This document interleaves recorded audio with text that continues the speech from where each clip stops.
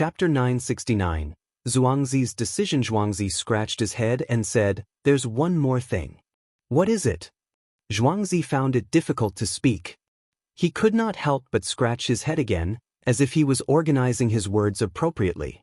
Gu Yundong did not rush him. He went about his own business.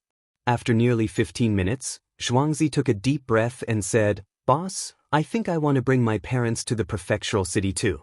Gu Yundong was stunned. "Bring your parents with you?" "Yes." Once he opened his mouth, it was much easier to continue. "I've asked around. The rent for a slightly smaller house in the prefecture capital is about 1 to 2 taels a month. When I live with Jiang Bao, the rent is originally half each. If I bring my parents over together, it'll pay a little more." "That's right. That way, my parents won't be able to continue working in the boss orchard." This was also the reason why he had been hesitating and did not know how to speak. Gu Yundong's fingers tapped lightly on the table. She looked up at Zhuangzi and asked, "Did you make this decision because of the He family?" Zhuangzi said, "Half and half. One reason is that the He family is not easy to get along with. If I leave, they might cause trouble again. You know my parents. They might hold it in when they are bullied. If we can take a step back, we will. The other reason is that after Lan Huara is married, it won't be easy for her to come home. There's a long journey to the prefectural city, and I can only come back once every year and a half. I'm afraid that they'll be alone at home. It won't feel good." Gu Yundong smiled. Zhuangzi was indeed a filial person. Although his previous actions were repulsive after he became a hooligan, he did not let Shao and his wife continue to be bullied and taken advantage of. She thought for a moment. There's no big problem with the fruit forest. Just let Zhao Zhu manage it.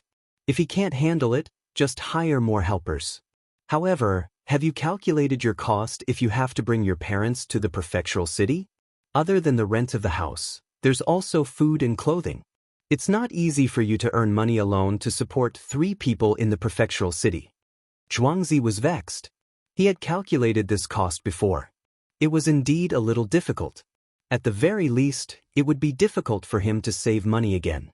Gu Yundong continued, "Also, have you thought about it? Your parents like to plant and take care of fruit trees. This is something they like.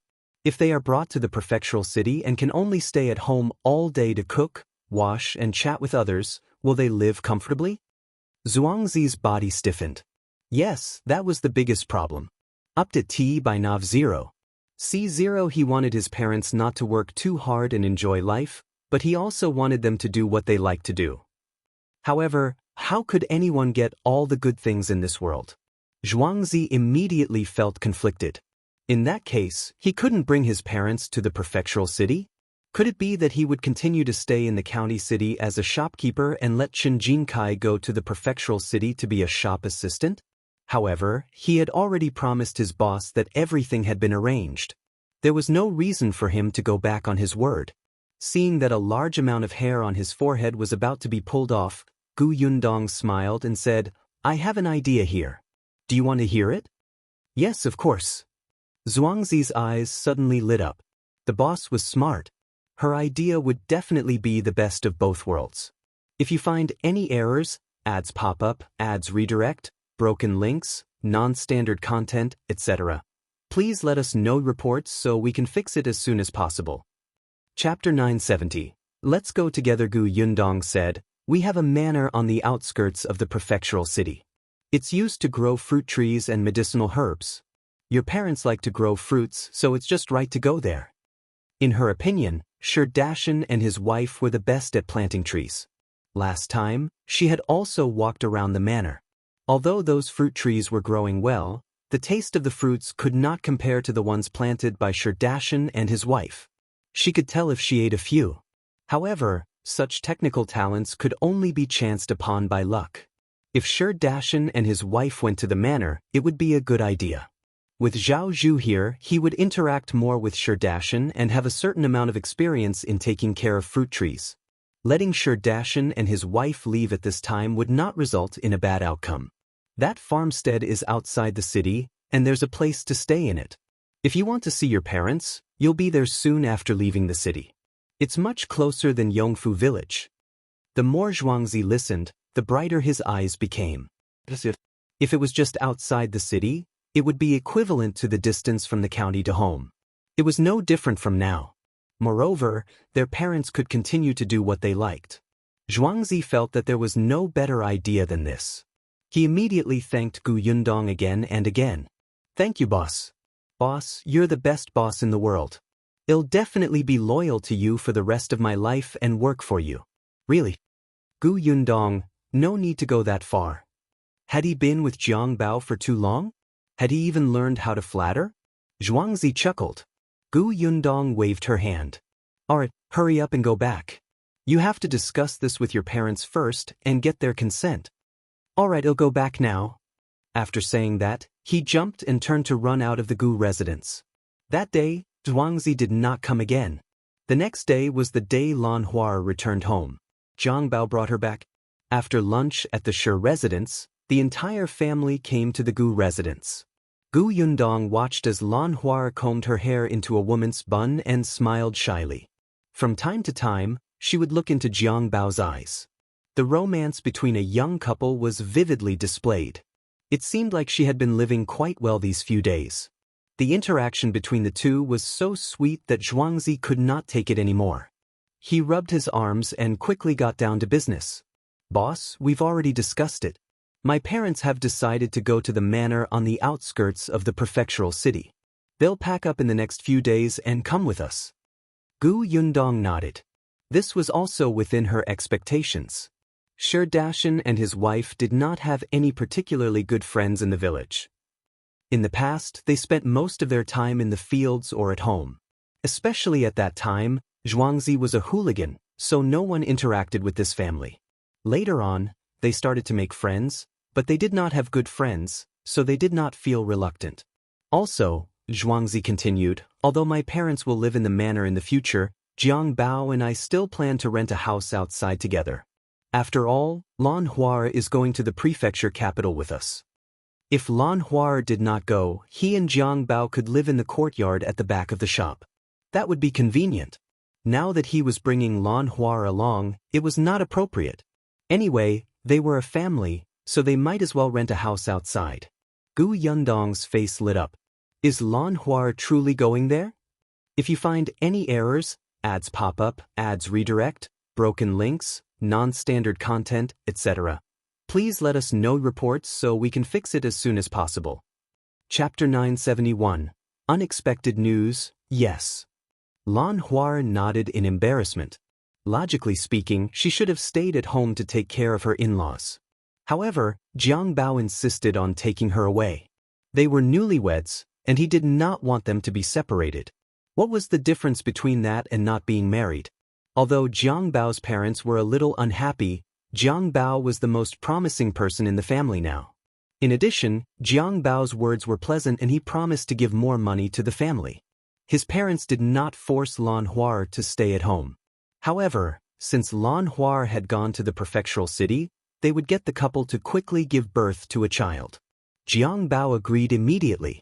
In any case, he had achieved his goal. Gu Yundong laughed. Since you're also going to the prefectural city, do you want to consider becoming a female worker at New Tea Pavilion? Everyone fell silent and looked at Gu Yundong in shock. The name New Tea Pavilion was not unfamiliar to them. Although they had never seen it with their own eyes, they knew that this was a shop opened by the boss in the prefectural city. It was specially used to entertain female guests. The shopkeepers, chefs, and waiters inside were all female. Now, the boss actually wanted to hire Lan Hua as a female worker? Lan Hua became excited. Can I really go? Of course you can. I've wanted to find you for a long time. However, you wanted to get married previously. After you got married, I wasn't sure if you wanted to stay at home or go to the prefectural city, so I didn't say anything. Now that it's confirmed, I naturally have to ask if you're willing. Yes, of course I'm willing. As a female worker, she could earn more money. Now that she had her own small family, she would have her own children in the future. She had heard that everything in the prefectural city was expensive. If she had to rely on Jiang Bao alone to support her and her children and provide for her parents, how much pressure would that be?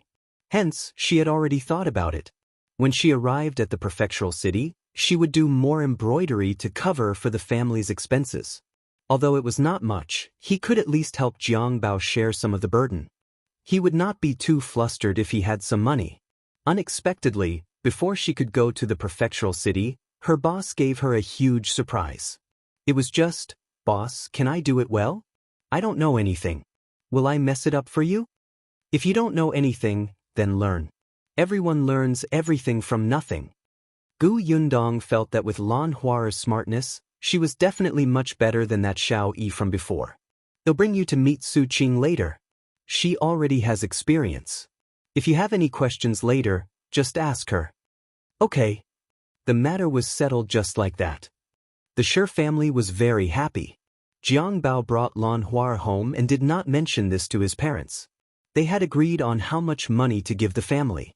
What if the brothers at home were unhappy because Lan Hua had an extra salary and wanted him to give an extra? Jiang Bao was planning for himself. In the next few days, the Shi family and the Jiang family began to prepare to go to the prefectural city. Gu Yundong handed over the fruit trees that the Shi family was in charge of to Zhao Zhu. Zhao Zhu was very happy. The more he managed, the more capable he was. However, he had already started to hand over some to his son. Gosheng was also becoming more and more diligent. The relationship between the father and son had taken a huge step forward compared to before, and many of the knots in his heart were slowly untied. 5 days later, the Shi family and Jiang Bao with his wife placed their luggage in the carriage and prepared to head to the prefectural city. Gu Yundong had to go with her.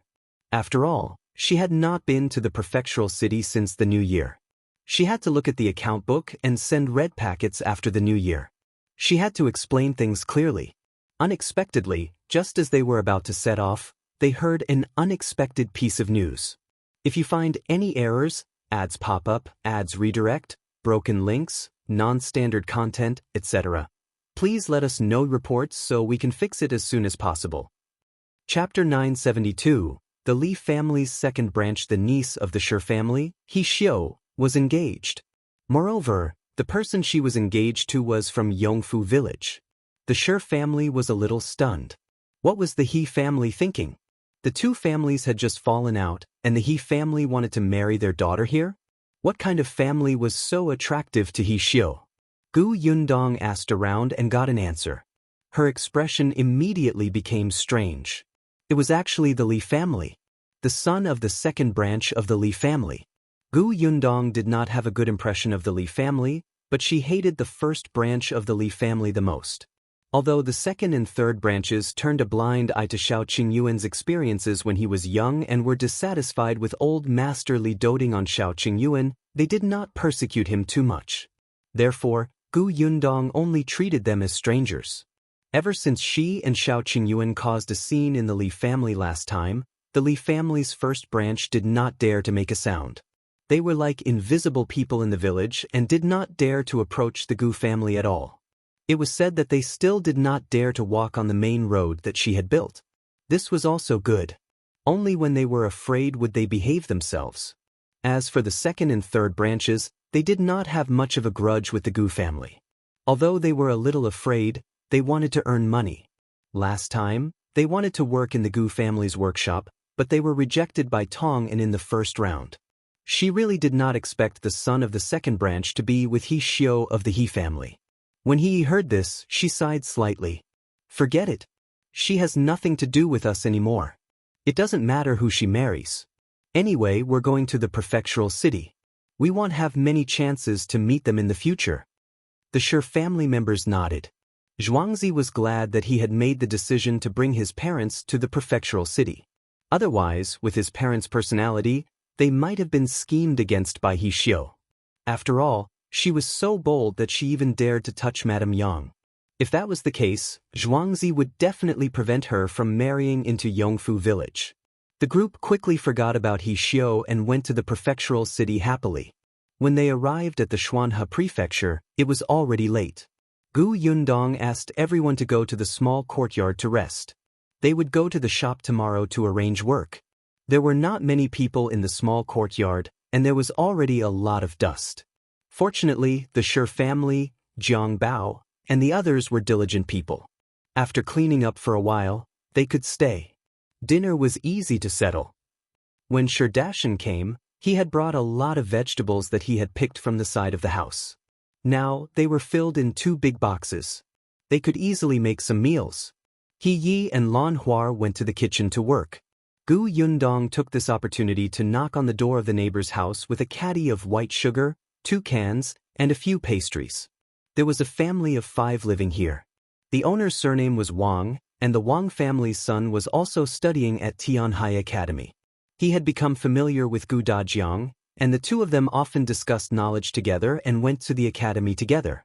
When the Gu family returned to Yongfu village, there was no one in the small courtyard, so they asked the Wang family to help take care of it. Now that Gu Yundong was back, she naturally had to thank him. When the Wang family saw that she had brought over a lot of things, they quickly declined. Gu Yundong said, "I have to go back after staying here for a few days. I still have to ask you to take care of the house. If you don't accept the gifts, I won't be able to continue troubling you." The Wang family was speechless and accepted the items. But just as Gu Yundong was about to leave, Mother Wang suddenly pulled her back and looked mysterious. "If you find any errors, ads pop up, ads redirect, broken links, non-standard content, etc., please let us know reports so we can fix it as soon as possible." Chapter 973. Someone is looking for you, Yundong. Let me tell you. When your family was not around, someone came a few times and kept wandering around your house. I don't know what he was doing. I asked a few questions and she asked me when your family would come back. Gu Yundong was stunned. Her first reaction was to wonder if youngest Uncle Gu had been found. But on second thought, if it was youngest Uncle Gu, he must have gone to Aunt K's place. He wouldn't have come to the small courtyard directly. She was a little disappointed. She calmed herself down and asked, "Who was it? What did she look like?" "It's just a young woman. She's been here several times. She's been especially diligent these past 2 days." "Oh, right, when she came yesterday, there was a young lady beside her." Gu Yundong searched her mind. A young woman with a young girl, who knew the address of her small courtyard. That could only be Shao Yuan and her mother. Gu Yundong described the appearance of the mother and daughter to Mother Wang, who nodded repeatedly. That's right. It's them." "Yundong, do you know them?" "Yes, I know them. They might be looking for our family for something. They'll go over and take a look tomorrow." Then, Gu Yundong took her leave. Early the next morning, Gu Yundong brought the Shi family to Gus and met Xingang. Gus was as busy as ever. Fortunately, there were 2 employees and there was a break. Zhuangzi's eyes lit up when he saw the shop. He secretly said to Jiang Bao, "Indeed, I made the right choice to come to the prefectural city. Look at how big this shop is and how good the business is. The prefectural city is so prosperous. In the future, becoming the shopkeeper of this prefectural city will be my goal." Jiang Bao also raised his head and looked around. Compared to the prefectural city, the difference was too great. He had just walked all the way from the small courtyard. The crowd on this street was not something the county city could compare to. As for Gus, not only were there many people coming and going, but the customers were also very generous. Other than white sugar, there was no restriction on buying preserved fruit jam, so there were especially many people buying it. No wonder the Gu family's workshop wanted to hire so many people to rush the production. At this moment, be it Jiang Bao, Zhuangzi, or even Lan Huar, they were filled with fighting spirit. Now, there were 2 shop assistants in the shop. One was a Shu, and the other was Su Changshan. A Shu was originally a temporary worker. Now that Zhuangzi was here, he was finally free. Speaking of which, he preferred to run around and did not like to stay in a shop and be busy. Gu Yundong called Su Changshan over and introduced him to Zhuangzi. "From now on, you will both be the shop assistants in this shop. Get to know each other first. You have to get along well and help each other." Su Changshan was honest, but he still nodded excitedly. On the other hand, Zhuangzi was very adaptable. After all, he had been a shopkeeper before. He instantly chatted with Su Changshan. Gu Yundong then distributed this year's open business red packets and told Xingang about the shop's business. Then, they went to Shao Qingyuan's pharmacy. Jiang Bao already knew Dr. Xiong. He was also familiar with Zhu in the shop. In addition, he was smart and quickly integrated into the pharmacy team. Gu Yundong would not ask Dr. Xiong about the pharmacy. After all, he was focused on studying medicine. However, with Zhu around, it was enough for her to know the situation of the shop. Finally, Gu Yundong brought Heyi and Lan Huar to New Tea Pavilion. New Tea Pavilion entertained the female guests, so Zhuangzi and the others stayed behind. If you find any errors, ads pop up, ads redirect, broken links, non-standard content, etc., please let us know reports so we can fix it as soon as possible. Chapter 974. Where's my Aunt Ku? With Madame Chiu at New Tea Pavilion, it had indeed improved greatly since her visit last time. At least the waiters wouldn't make a fuss anymore. Everything seemed to be in order. When Gu Yundong arrived, all of them stopped what they were doing and greeted her respectfully, Boss Gu. This Boss Gu was not to be trifled with at all. They still had a deep impression of what she had done in the shop last time. Whether it was the handling of the quarrel between the two madams or the small gifts given to every guest, it was still a hot topic. During this period of time, there were even customers who came from time to time to ask if there were any more paintings. They could directly spend money to buy them. It was said that all the husbands and brothers of these madams and young ladies wanted it. Unfortunately, there were no more paintings. Gu Yundong brought Lan Huar to Madame Chiu and said, Madame Chiu, didn't you say that this New Tea Pavilion is still short of people? This is Lan Huar. She's from the same village as me. She's smart and has a good image. Is there a problem with her helping in this New Tea Pavilion? Lan Huar quickly followed Gu Yundong's instructions. With a smile on her face, she greeted obediently, Hello, Madame Chiu. Madame Chiu nodded slightly and sized up Lan Huar, feeling slightly satisfied. She was still looking forward to the person Gu Yundong had found. At least, she was better than the people that Madame Dai and Yeshuang had found. The waiters they brought were all servants who had signed a death contract in the residence. Admittedly, such loyal waiters would not be easily bribed. However, perhaps because they were used to being servants, they would subconsciously lower themselves when they met guests. Madame Chiu had to adjust them for a long time to change this bad habit. On the other hand, Su Qing did not have the cautious attitude of a servant. Although she also bent slightly in front of the guests, her back was straight.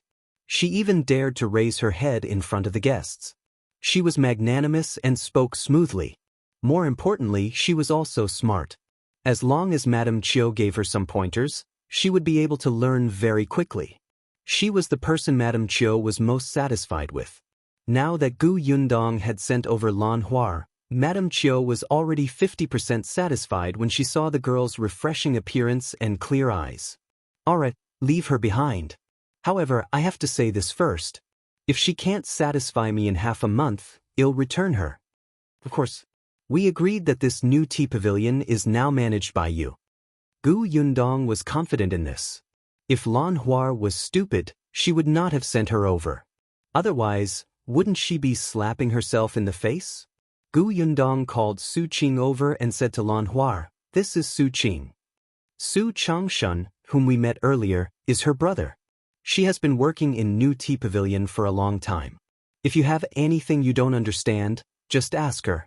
There are few customers now. Let Su Qing show you around the shop first. Okay. Lan Huar was a little excited. When she entered just now, she felt that this shop was very different. She was filled with curiosity and excitement. Gu Yundong let the two of them go alone, and he followed. Then, she asked Madame Chiu about the situation at New Tea Pavilion. Madame Chiu, on the other hand, was very happy. It's very good. This milk tea shop, which is unique in the prefectural city, is very popular. If it weren't for the fact that the weather is cold and people are lazy and unwilling to go out, I'm afraid it would have been filled with people even if it was morning. Where's Aunt Ku? If you find any errors, ads pop up, ads redirect, broken links, non-standard content, etc., please let us know reports so we can fix it as soon as possible. Chapter 975. Looking for Eldest Aunt Ku was also helping out in the shop, but Gu Yundong hadn't seen her since her arrival. Madame Chiu waved her hand and lowered her voice. Sister Ku has gone to the capital. Gu Yundong was shocked. To the capital? But did she go alone? When did she go? What happened? There were a lot of questions at once, and Madame Chiu could hear her anxiety and knew that she was very concerned about Aunt Ku. Therefore, she quickly said, she went there a few days ago. She and Ye Shuang went to the capital. It seemed to be about young Master Nye. Young Master Nye? Nye Tsong? Ever since she came to the prefectural city, she had not seen Nye Tsong again. Aunt Ku only said that he had been sent elsewhere by his father to train. So he had gone to the capital? Seeing that she was still frowning, Madame Chiu comforted her. Don't worry. I heard from Madame Dai that it shouldn't be a big deal, so you don't have to worry too much. Gu Yundong heaved a sigh of relief. Since Madame Dai said so, the problem must not be serious. She then asked about Madame Dai's situation and found out that she was not in the prefectural city either. It seemed that Dai Wenhua had escorted her to celebrate some old Madame's birthday. Gu Yundong dispelled her plan to visit the Dai residence. Then, Madame Chiu told her about the major events that had happened in the prefectural city in the past few months. Gu Yundong had an idea. After she finished reading the account book, she planned to leave New Tea Pavilion. Gu Yundong still had to look for Shao Yuan and her mother and asked them if there was anything urgent. She planned to go alone. It was not far from here. Therefore, she asked Yi and her daughter to stay here. If they could help, they would help. Or they could see how others treated the guests. It was good to get used to it in advance. Then, Gu Yundong took Tong Shuetao and drove the carriage to Xingtao Street. She went to Shao Yuan's house and knocked on the door. Fortunately, Madame Fan and Shao Yuan were both at home. It seemed that they did not go to the flower market to sell flowers today.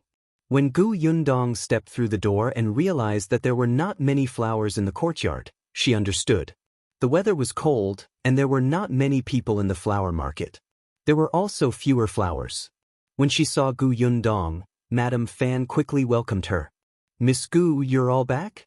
No, I'm the only one back. I still have to leave in a few days. I heard from the aunt next door that you and Shao Yuan went to the small courtyard to look for our family. Is there anything wrong? Madame Fan nodded. There's indeed something I want to talk to your eldest aunt about. Looking for eldest aunt?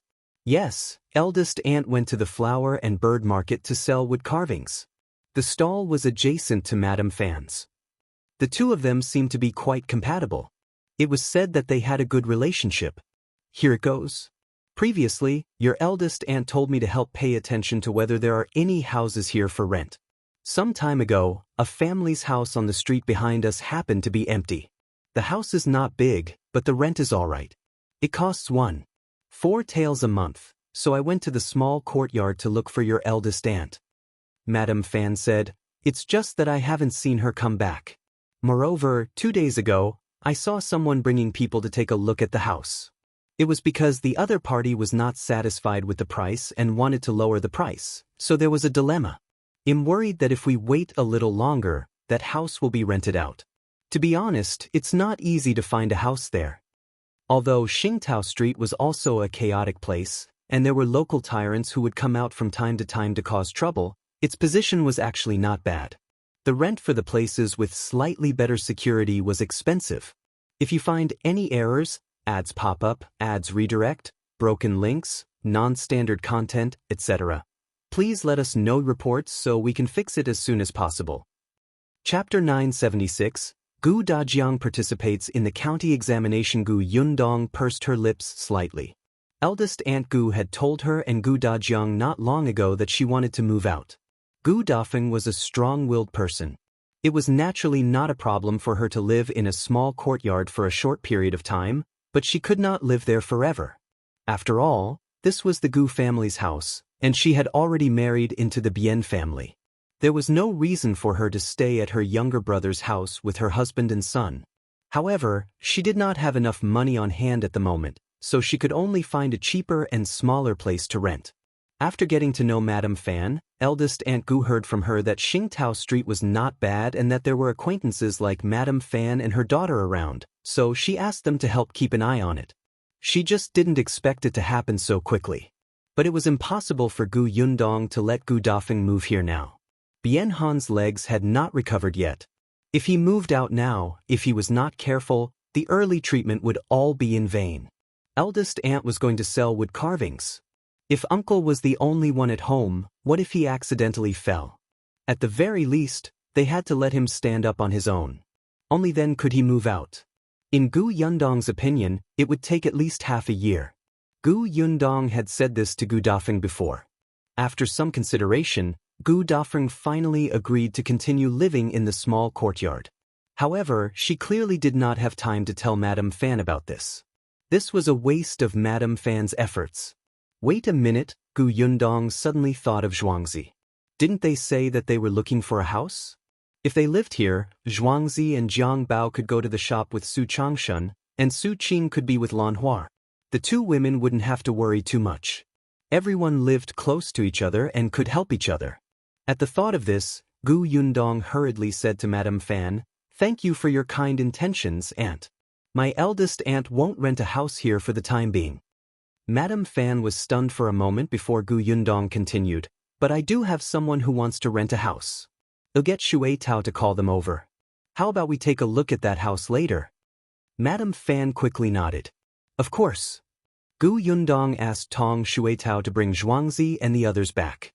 When the Shi family arrived, Madame Fan brought them to the street at the back and found the owner.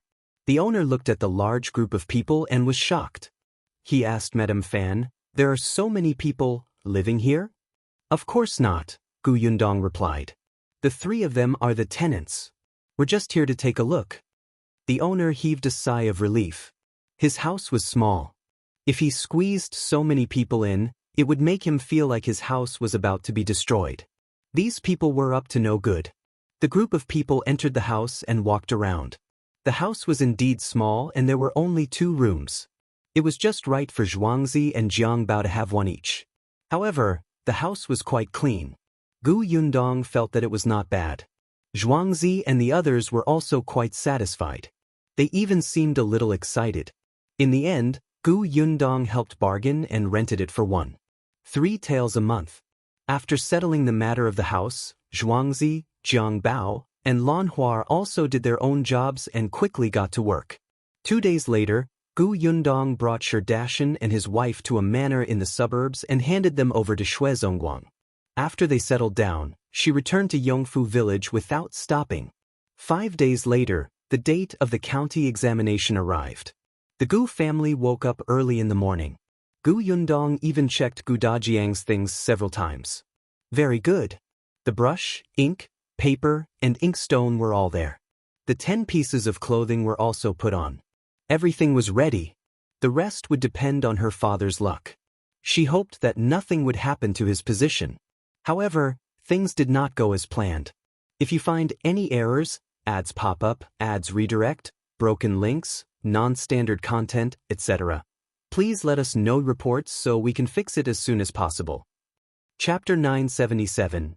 Daughters love. Outside the county examination hall, there were many people squeezing in. It was still early, and the sky was not completely bright. The temperature was low and very cold. Gu Dajiang couldn't help but heave a sigh of relief when he got out of the carriage. There were too many people, so the carriage could only stop a little further away, and then they had to get down to walk. Gu Dajiang held a test basket in his hand. It was filled with many things that Gu Yundong had prepared for him. The group of people followed him in. Not long after, they saw Qin Wenjing standing not far away. Yi Junkin and his family stood beside him. This time, only Yi Junkin participated in the county examination in Qin Wenshang School. The 13-year-old youth was a little excited and nervous. His family even pulled him along and reminded him. Yi Junkin quickly greeted Gu Dajiang. Qin Wenjing looked at the two of them and said, "The first round of the county examination isn't difficult. Most people who can read and write well will pass. As long as you're not too nervous and maintain a clean and tidy paper, it won't be a problem to pass. The examiner will naturally explain the rules of the examination hall to you later. Just do as you're told." Then he lowered his voice and added, "Remember, you can't mention His Majesty's name or those of the late emperors." The two of them nodded and carefully noted it down. Not long after, there was a sound in front of them. They were preparing to enter the venue after the body check. Gu Dajiang and Yi Junkin quickly walked forward and lined up at the back of the queue. There were many people participating in the county examination. There were hundreds of people in Fengkai County, so they were divided into several rows for body check. Gu Dajiang stood at the back of the team and couldn't help but rub his nose. After all, he was considered rather old here. Most of the people who participated in the county examination were about the same age as Yi Junkin. For someone like Gu Dajiang, if he hadn't even passed the county examination, he would basically be recognized as not talented in studying. Most of them wouldn't take the examination again. Of course, there were also some who refused to give up.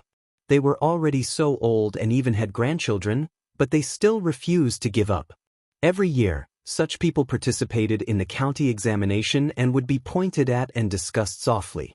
Now, Gu Dajiang had become the subject of discussion. But he was fearless. Fortunately, it wasn't long before it was his turn. Gu Dajiang handed the examination basket to the guard and let others remove his coat with a calm expression. 1, 2, 3, 4, 5. The guard was speechless.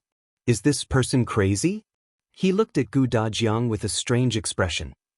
The corners of his mouth twitched as he asked, "How many clothes are you wearing?" 10. Gu Dajiang glanced at the shocked expressions of the people behind him from the corner of his eye. He coughed lightly and said, "There's nothing I can do. My children are filial. They insist that the weather is still cold and the exam is quite stressful. If I accidentally catch a cold, won't all my previous efforts be in vain? I can't let them down." In the end, he even puffed out his chest. "Don't worry, they're all thin clothes. It's obvious at a glance. There's no problem." The corners of the guard's mouth twitched as he glared at Gu Dajiang in dissatisfaction. This was clearly increasing their workload. Hence, the examination basket had already been checked. They were still looking at Gu Dajiang's shoes. However, when they saw Gu Dajiang putting on his clothes again and warming up, the others who were watching the joke couldn't help but shiver. They were so cold. After checking, Gu Dajiang walked in relaxed. After entering, they still had to queue up and wait for the county officials to call their names. There would also be a ritual. If you find any errors, ads pop up, ads redirect, broken links, non-standard content, etc., please let us know reports so we can fix it as soon as possible. Chapter 978, Failed the First Examination? After confirming everything, Gu Dajiang walked in with his badge. However, the more he walked, the more hesitant he became. A faint smell that left a deep impression on him came from the tip of his nose. In the end, he stood in front of his examination booth with tears streaming down his face. Yundong, Yujinx. His luck was indeed extraordinary. He was really next door to the toilet. "Why aren't you going in yet?" The guard behind looked over and asked with a frown. Gu Dajiang chuckled in his heart. "You already know the answer. Why don't I go in? Then why are you standing so far away? Why are you covering your nose when you ask?" He wanted to take a deep breath, but after thinking about it, he decided not to. He even tried his best to slow down his breathing and slowly walked into the test shed. Fortunately, he had such experience before and was used to it, or maybe not. Gu Dajiang couldn't help but curse. He quickly took out the examination basket, found 2 patches of ointment, and pasted them on his temples. This was what Gu Yundong had asked the doctor to prepare. Could refresh the mind. Then he took out a mask. This mask was very thin. It was only 2 pieces of cloth. There were 2 strings at the side that could pull the cloth together. After all, they had to do a body search before entering the venue. Gu Yundong could not prepare too much for her father. 2 pieces of cloth were the limit. Then, Gu Dajiang stuffed the dried flowers between the cloths and covered his mouth and nose. Indeed, he was much better. The guard not far away had a deep impression of Gu Dajiang's 10 pieces of clothes, so he didn't leave just now.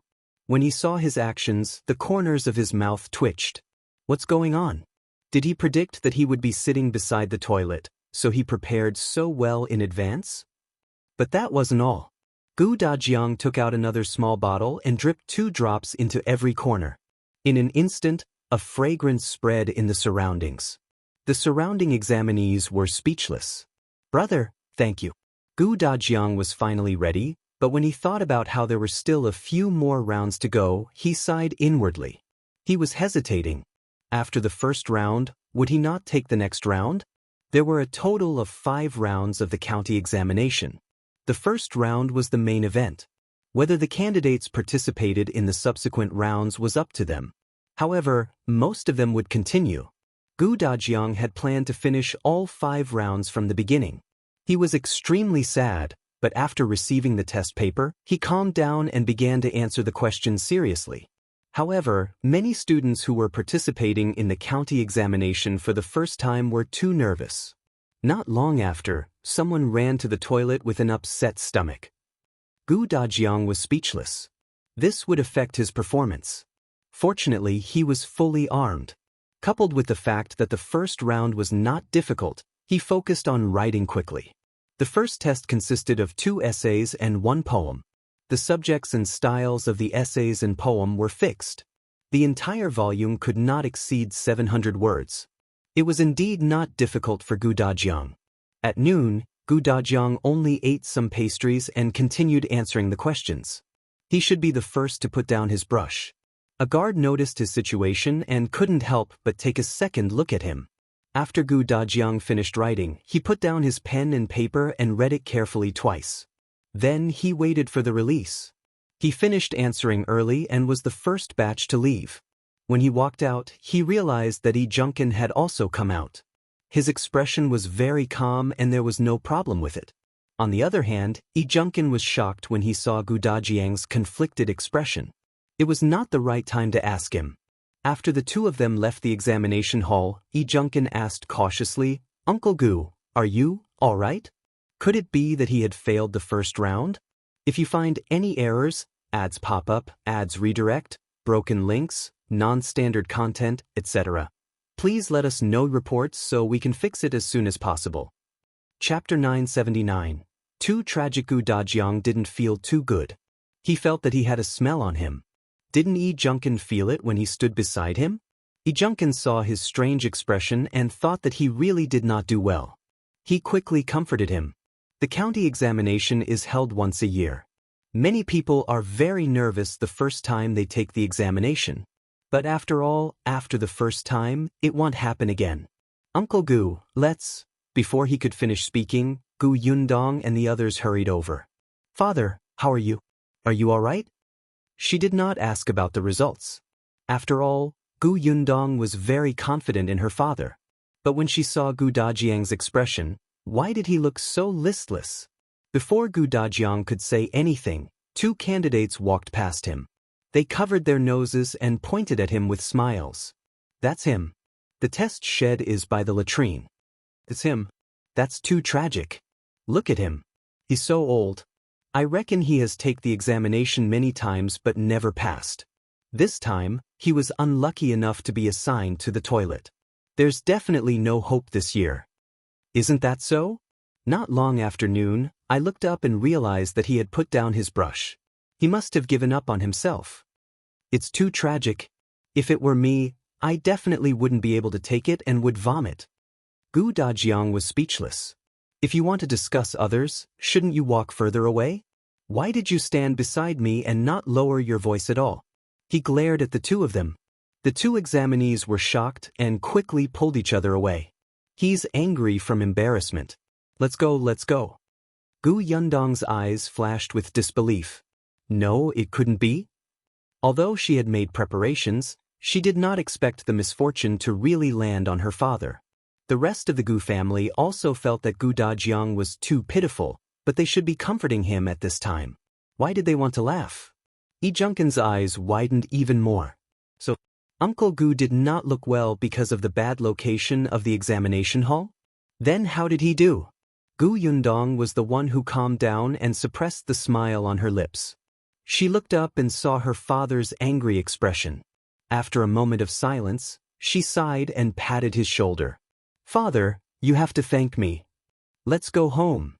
At this moment, Dajiang only wanted to go back and take a shower. After bidding farewell to Qingyuan and Eighteenth, he left in a hurry. Gu Yundong and the others looked at each other and immediately followed him into the carriage. Almost everyone in Yongfu village knew that the head of the Gu family, Gu Dajiang, was going to participate in the county examination. All of them were looking forward to it. Some people hoped that he would pass, while others hoped that he would fail. However, no matter what they were thinking, there were many people waiting at the entrance of the village. When they saw the Gu family's carriage, they hurriedly ran forward and asked, "Dajiang, how did you do?" "Dajiang, I heard that this county examination is very difficult. How did you do?" "It doesn't matter if you don't pass. It's held once a year. You can continue to take the exam next year. Anyway, your family can afford it." Gu Yundong frowned slightly. She lifted the curtain and said to the people outside, "Everyone, disperse. It's only the first round. How can you know the results so quickly after the exam?" "When will we know the result?" someone asked. After all, it had been a long time since an elementary scholar appeared in Yongfu village. They didn't even know how the county examination would be conducted. "In about half a month." "What? That long?" Gu Yundong ignored everyone else and the carriage quickly returned to the Gu residence. "If you find any errors, ads pop up, ads redirect, broken links, non-standard content, etc., please let us know reports so we can fix it as soon as possible." Chapter 980, result publicized 2 days later, Gu Dajiang participated in the second exam. The second round was a challenge, the third round was another challenge, and the fourth and fifth rounds were consecutive. After every round, the examinees would rest for 2 days. Therefore, it was not too hard for them to pass these 5 rounds. Ever since the first round, Gu Dajiang had gotten used to that smell. In the next few rounds, Gu Yundong even tried to find dry flowers that could make him feel more comfortable and asked him to put them under his mask. Gu Dajiang didn't know whether to laugh or cry. Actually, it didn't matter anymore. The special training at home had been very useful. He sat beside the latrine and could calmly write his article. It did not matter. However, after the last exam, Gu Dajiang quickly ran out. After returning home, he immediately took a shower and soaked in the bathtub for an hour. He sighed faintly. Indeed, it is easy to go from frugal to extravagant, but it is difficult to go from extravagant to frugal. In the past, when I was in Gu village, I grabbed cow and pig dung with my bare hands. My body was so dirty that a layer of mud could be scraped off, but I could still lie down and sleep soundly. Now, however, it was indeed very comfortable to take a bath. Furthermore, when he came out, his daughter personally made delicious food and placed it on the table. At that moment, Gu Dajiang felt extremely satisfied. The Gu family didn't even ask about the results. There were still 5 days before the results were publicized. During this period, he just had to eat and drink well. However, the others in Yongfu village were scratching their ears and cheeks. They wished they could come to the Gu family every day to ask. No one knew why they were in such a hurry. Even Dong Xiulan came to the Gu residence twice to ask. Gu Yundong was speechless. Even if he passed the county examination, he would not be an elementary scholar. There was still the prefectural examination. He would only be considered an elementary scholar if he passed it. Time passed quickly, and 5 days were gone in a flash. That morning, everyone in the Gu family woke up early. Although they all felt that there was no problem with passing the county examination, they still could not suppress their nervousness. The entire family got into the carriage and headed for the county city. The villagers of Yongfu village were a step too late.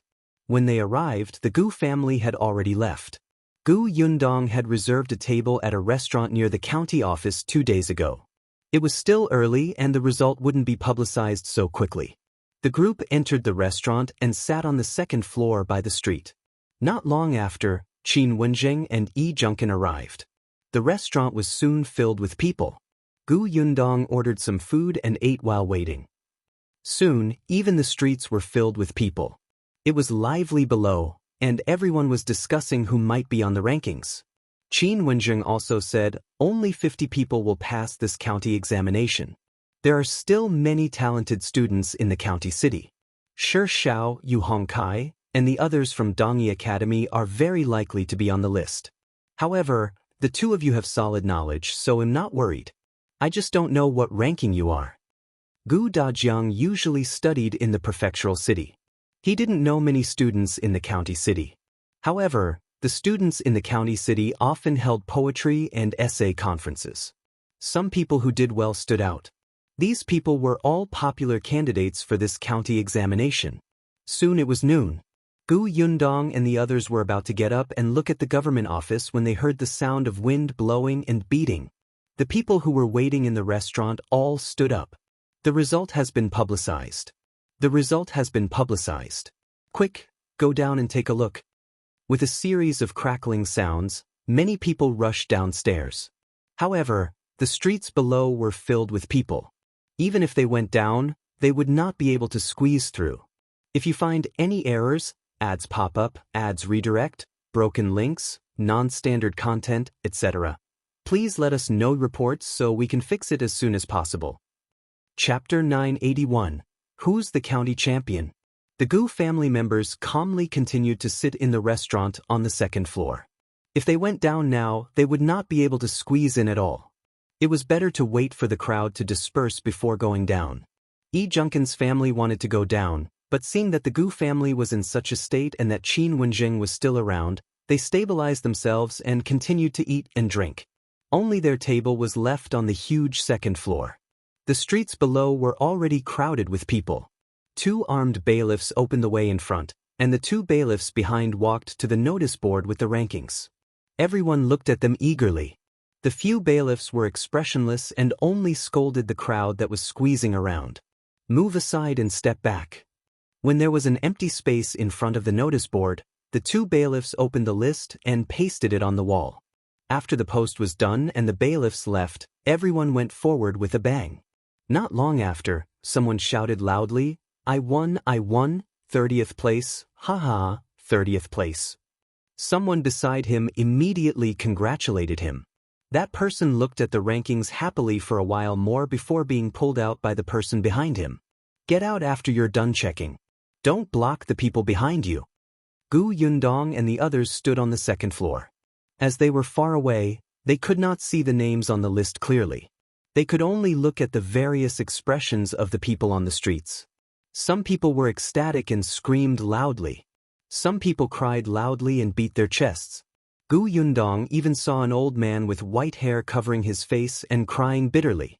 He shouted heart-wrenchingly, I didn't pass. Why didn't I pass? I can even recite the 4 books and 5 classics backwards. Why didn't I pass? God, you're unfair to me. Someone beside him looked at him sympathetically and comforted him.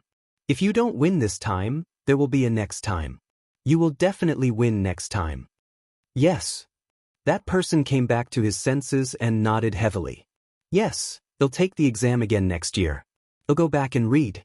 They'll definitely be able to pass. Gu Yundong was speechless. This man looked about the same age as old Gu. He had not even passed the county examination after so many years. He still wanted to continue? As one got older, their memory and comprehension abilities would deteriorate. He might do even worse next year. Gu Yundong shook her head and looked away, no longer looking at him. There were still many people on the streets. Some people could not squeeze through and simply asked the people in front if their names were on it. Some people knew that they did not pass, so they asked others. Who's the champion? Who's first? Is it Shao or Yu Hongkai? I guess it must be Shao. I think it's Yu Hongkai. Maybe it's someone else? Some people could not see the rankings and could only discuss outside. However, in the next moment, a shout came from inside. It's not Shao or Yu Hongkai. It's Gu Dajiang. The county champion is Gu Dajiang. It's Gu Dajiang. The students behind were suddenly shocked. Gu Dajiang? Who is Gu Dajiang? Why haven't I heard of him? I've never heard of him either. Where did he come from? In short, he's not a student of our Dongyi Academy. Gu Dajiang, where is Gu Dajiang? Come out, Gu Dajiang. After the people on the street recovered from their shock, they began to look for people. This was really a dark horse. They actually didn't know this county champion. They had never heard of this name. At this moment, the Gu family on the second floor of the restaurant looked at the equally shocked Gu Dajiang in astonishment. If you find any errors, ads pop up, ads redirect, broken links, non-standard content, etc., Please let us know reports so we can fix it as soon as possible. Chapter 982. Father, your first county champion? It's him? How is this possible? Dajiang was stunned. Yes, he was talented in reading. He had been smart since he was young. He had been greatly praised by his mentor. He had been affirmed by the head of the Tianhai Academy. He had been assured by the young genius top scholar, Qingyuan, that there was definitely no problem.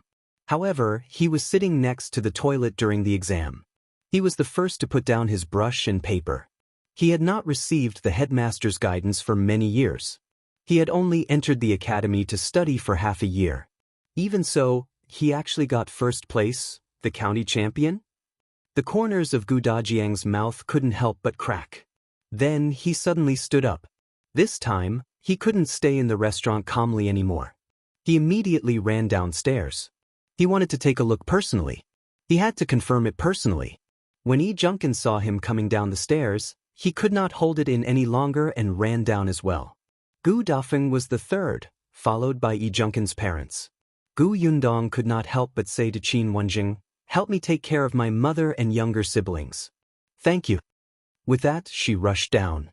Qingyuan, who had just left the stool and wanted to get off, was speechless. He silently sat back down, feeling a little angry that he was actually a step too late. If he had known earlier, he wouldn't have kept his image, right? He could only turn his head and say to Madame Yang Yunshu and the others, "Well, it's crowded below. It's easy for you to get lost. It's the same if we wait here." "Yes, master." Gu Yunshu and Bian Yuanji nodded at the same time. Although Madame Yang was still thinking about going down, Lu Hongxiu stopped her. Seeing that the three children had squeezed to the railing and were looking down, she quickly squeezed over. As expected, as soon as she lowered her head, she saw Dajiang and the others rush out of the restaurant and walk towards the rankings one after another. Yundong was fast and had already reached Dajiang. But she couldn't squeeze in at all. There were too many people. She had just squeezed in when she was pushed out again. As soon as she entered, she was pushed out again and further away. Yundong held her forehead and stood on the spot to look around. Suddenly she shouted, "Whose money fell to the ground?" As soon as she said this, many people subconsciously lowered their heads. Yundong was delighted and took the opportunity to enter with Dajiang. Fortunately, they were all strong. Once they squeezed through an opening, it would be much easier to move forward. Finally, after the few of them were covered in sweat, they finally stood 3 meters away from the rankings. Yundong had good eyesight. She looked up and saw that her father's name was indeed in the first row. She immediately shouted happily, "You're really number one. Father, you're really number one, the county champion." Yundong pointed at the rankings. "Did you see it?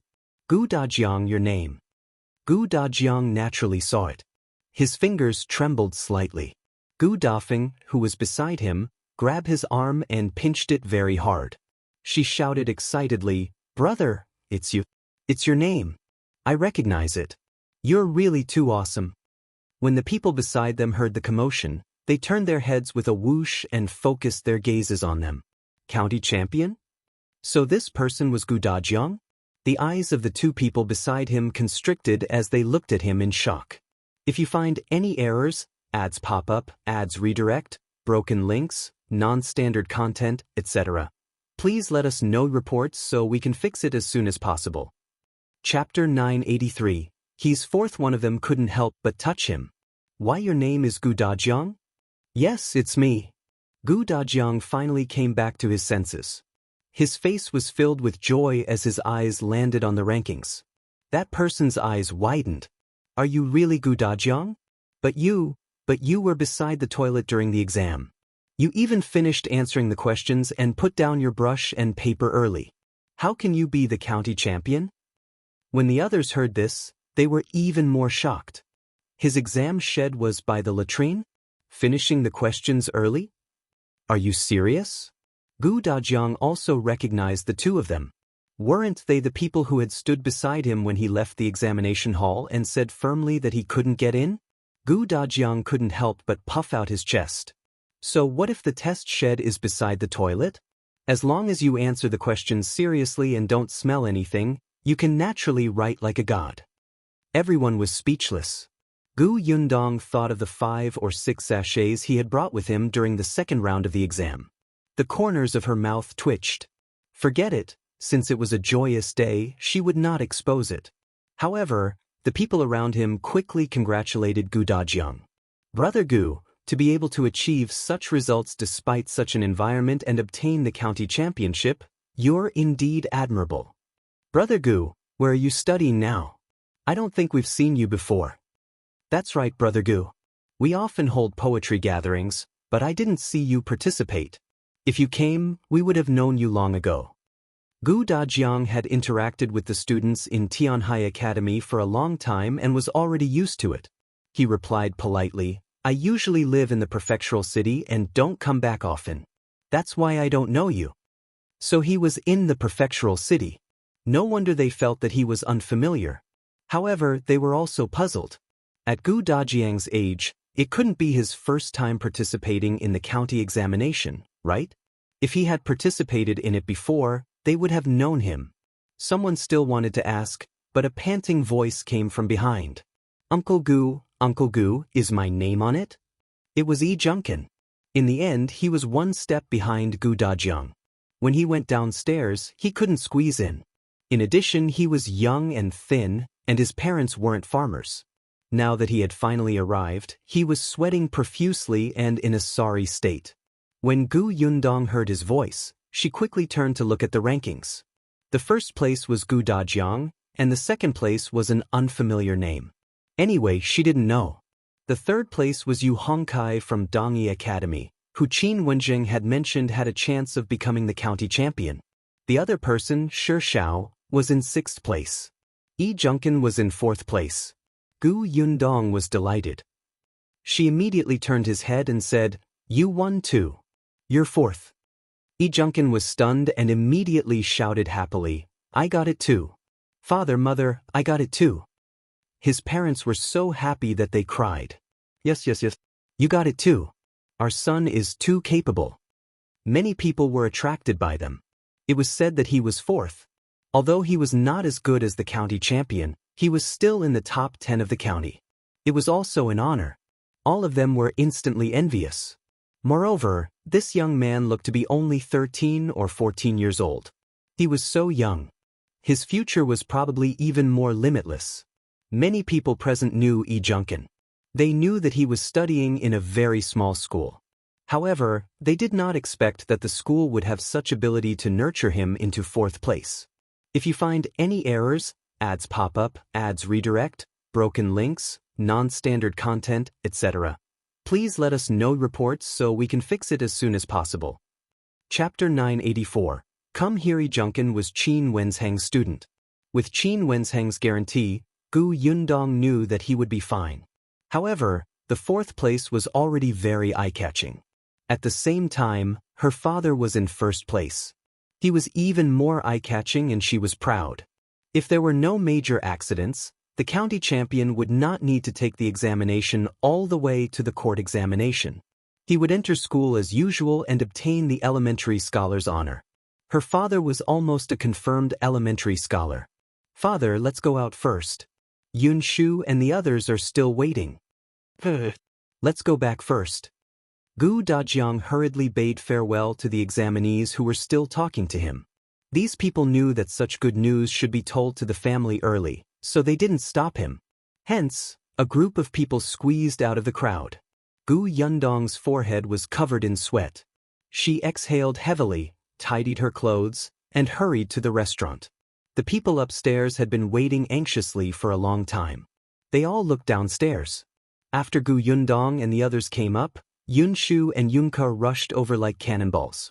Father, are they telling the truth? You're the county champion, right? Yes. Gu Dajiang was overjoyed and rubbed his little head. Yun Shu was overjoyed. Father, you're the best. You have to work harder and win the prefecture examination and the court examination in one go. In the end, you'll be the top scorer in the Royal Palace examination. Father, do you know that you will win 6 consecutive examinations? Gu Dajiang, no, I don't know. I don't want to know either. Son, you really think highly of me. You're even talking about winning 6 consecutive examinations. Your father feels that his luck is heaven-defying to have obtained a county champion. Why do you make it sound like I'm already the top scholar? Gu Yundong coughed lightly and said to Yun Shu, don't give father so much pressure. He's going to cry later. Yun Shu blinked. All right, he should ask for less from his father. On the other side, Yi Junkin also walked quickly to Qin Wenjing and bowed deeply. Teacher, I didn't let you down. I'm ranked 4th. Qin Wenjing's eyes lit up. Good job. He had expected Yi Junkin to enter the top 10 in the county. He had originally estimated that the kid would be ranked 7th or 8th. He did not expect him to be more hardworking than he had imagined and get 4th place. However, the person who surprised him the most was Gu Dajiang. He was indeed confident in Gu Dajiang, but Gu Dajiang had actually obtained the county champion. This gave him a huge surprise, especially when he heard that Gu Dajiang's examination shed was near the latrine. Indeed, with Gu Dajiang's experience, his willpower was much better than ordinary young people. It's getting late. Since we already know our ranking, I think we should leave first. Otherwise, I'm afraid we won't be able to leave later. If everyone knew that the county champion was here, they would probably rush up soon. Gu Yundong also thought of it and hurriedly let her parents go downstairs. If there were too many people later, it would be bad if Madame Yang and the children were squeezed. The group of people took advantage of the fact that it was still crowded below and quickly got up to leave. However, as soon as they went down, they immediately realized that the entrance was blocked. Sure enough, someone had already walked in and shouted, "Where's the county champion? Where's the county champion?" Gu Yundong hurriedly took 2 steps back. Father, hide first. I'll ask where the back door is. She felt that these people who came to look for the county champion seemed very excited. Gu Dajiang had just nodded when someone beside him suddenly waved at them. Come here. Gu Yundong looked over. When she saw the person, her pupils constricted and she suddenly rushed towards him. If you find any errors, ads pop up, ads redirect, broken links, non-standard content, etc., please let us know reports so we can fix it as soon as possible. Chapter 985. Coming back to marry you? Why are you back at this time? Gu Yundong could not hide the joy on her face. She rushed to him and hurriedly stopped, maintaining a distance of 1 meter from him. Unfortunately, they were outside now. Otherwise, she would have hugged him. Shao Qingyuan looked travel-worn. His hair was a little messy, and his clothes were slightly wrinkled. There was a hint of fatigue on his face, but when he looked at Gu Yundong, his eyes were very gentle. He lowered his head slightly and said, I came back to marry you. With that, he quickly looked up and said to Gu Dajiang and the others, This is the back door. The carriage is waiting behind. Let's go back first. Okay. Although Gu Dajiang was also surprised by his sudden appearance, it was not the time to talk. He kept leading everyone to the back door. Shui Rong was already waiting there with the carriage. Beside him was Qin Wenjing's carriage and Mao, who had returned with Shao Qingyuan.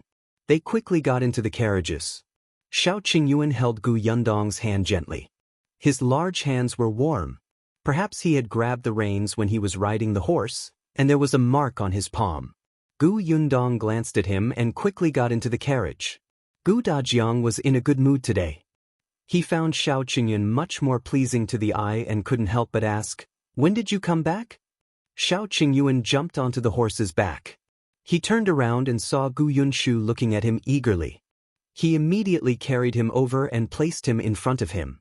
As he pulled the reins, he replied, I just entered the city. On the way, I heard many people say that today is the day of the county rankings. I thought that Uncle Gu would participate in the county test this year and that you would definitely come to see the rankings, so I came straight here to look for you. When he arrived, he happened to see them enter the restaurant. He also saw the scene of the other students looking for the restaurant. He knew that there was no way to leave from the front door, so he found Shui Rong and asked him to lead the carriage to the back door. Gu Dajiang nodded. Not bad. This man was quite considerate. Did your trip to the capital go well? Shao Qingyuan replied, Everything went smoothly. After a pause, he said, Congratulations, Uncle Gu, on winning the county championship. Gu Dajiang coughed lightly and couldn't help but smile. However, he was an elder and had to be steady. He couldn't let this brat see that he was very happy, so he nodded and lowered the curtain. Shao Qingyuan was speechless. Was he wrong to congratulate him? Gu Yunshu, who was in front of him, covered his mouth and giggled. He said softly, "My father is shy." Shao Qingyuan couldn't imagine his future father-in-law being shy. The group of people quickly arrived at Qin Wenzheng's school. Qin Wenzheng wanted to have a good chat with Shao Qingyuan. After all, he had personally facilitated the man's trip to the capital. Although there was news from the capital about the cowpox vaccination method from time to time, it was not as clear as a personal demonstration. However, seeing that Shao Qingyuan only wanted to go back and talk to his future wife, the corners of Qin Wenzheng's mouth twitched. In the end, he dispelled this thought and suggested that they meet another day. The Gu family parted ways with Qin Wenzheng, Yizhengkan, and the others and headed back to Yongfu village. There were already many people gathered at the entrance of Yongfu village. Even the village chief, Chen Liang, was there. When he saw the carriage driving over from afar, he hurriedly ran forward.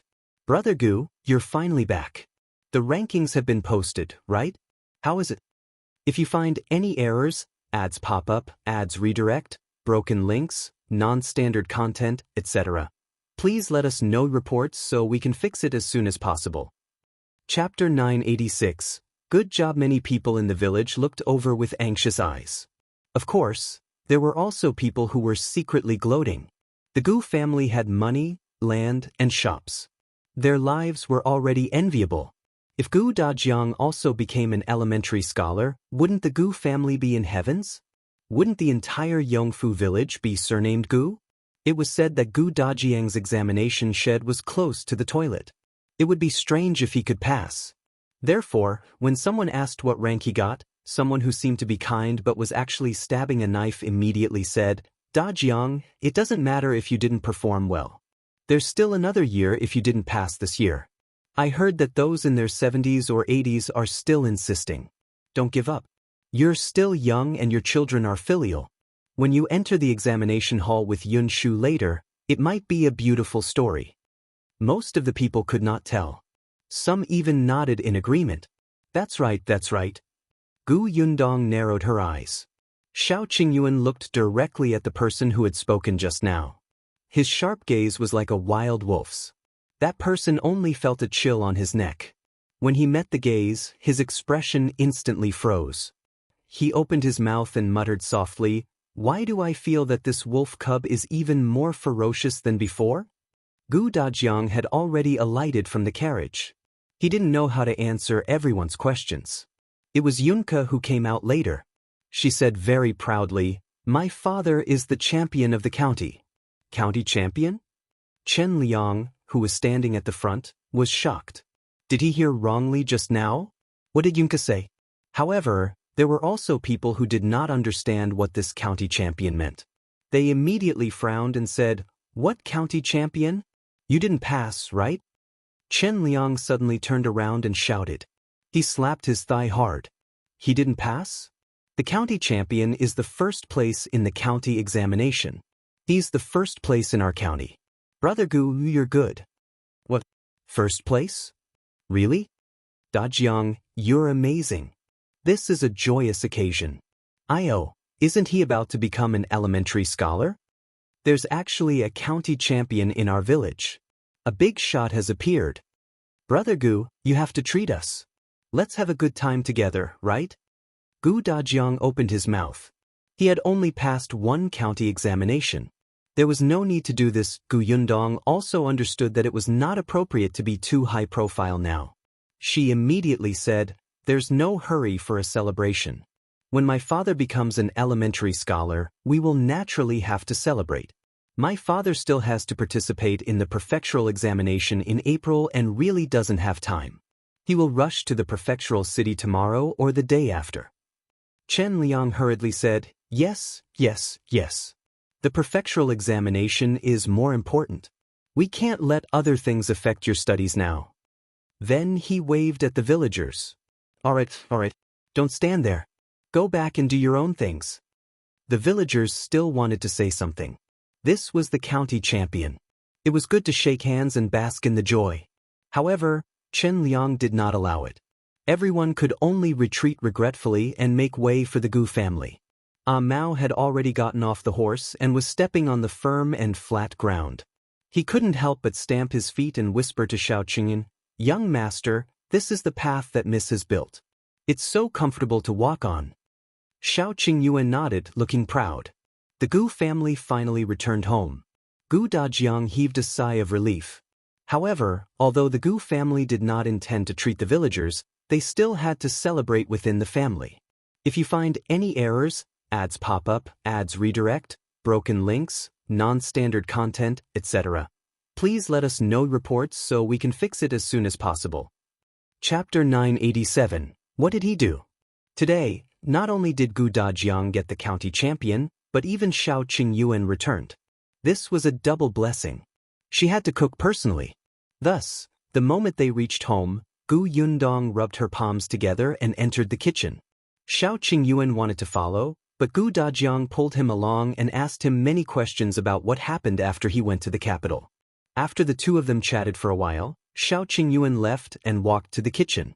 Gu Dafeng was also inside. She had a good impression of this junior, Shao Qingyuan. She could also tell that Shao Qingyuan had good taste and ability, especially since he was loyal to her Yundong and did not have a troublesome family by his side. If Yundong married him, it would be equivalent to having another member in the Gu family. Such a son-in-law was too rare. Therefore, when she saw him enter the kitchen, she knew that he must have a lot to say after being separated from Yundong for so long.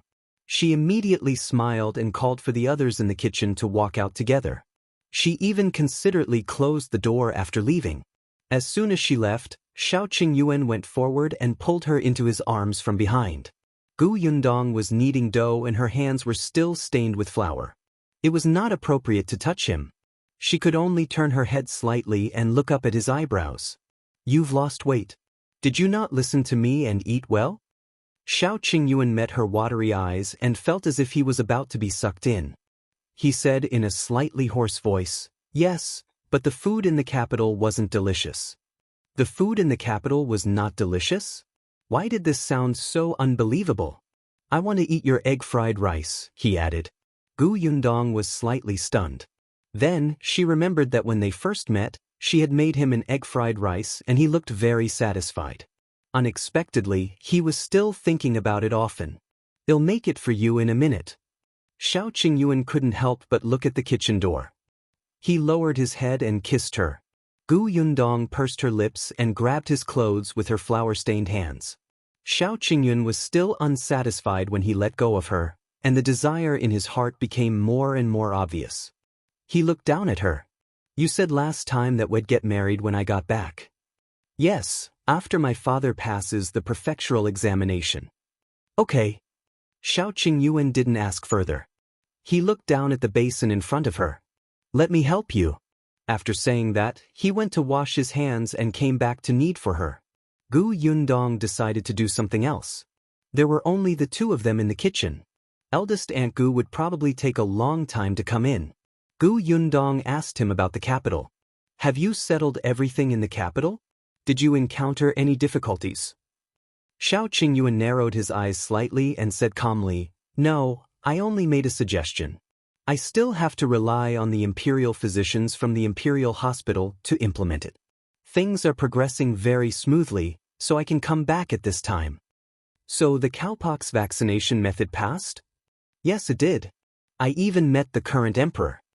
Gu Yundong was stunned and instantly became interested. "You met the emperor? What does he look like? What's his personality like?" The emperor was the highest leader of the country. Just thinking about it made her feel inexplicably excited. Shao Qingyuan laughed.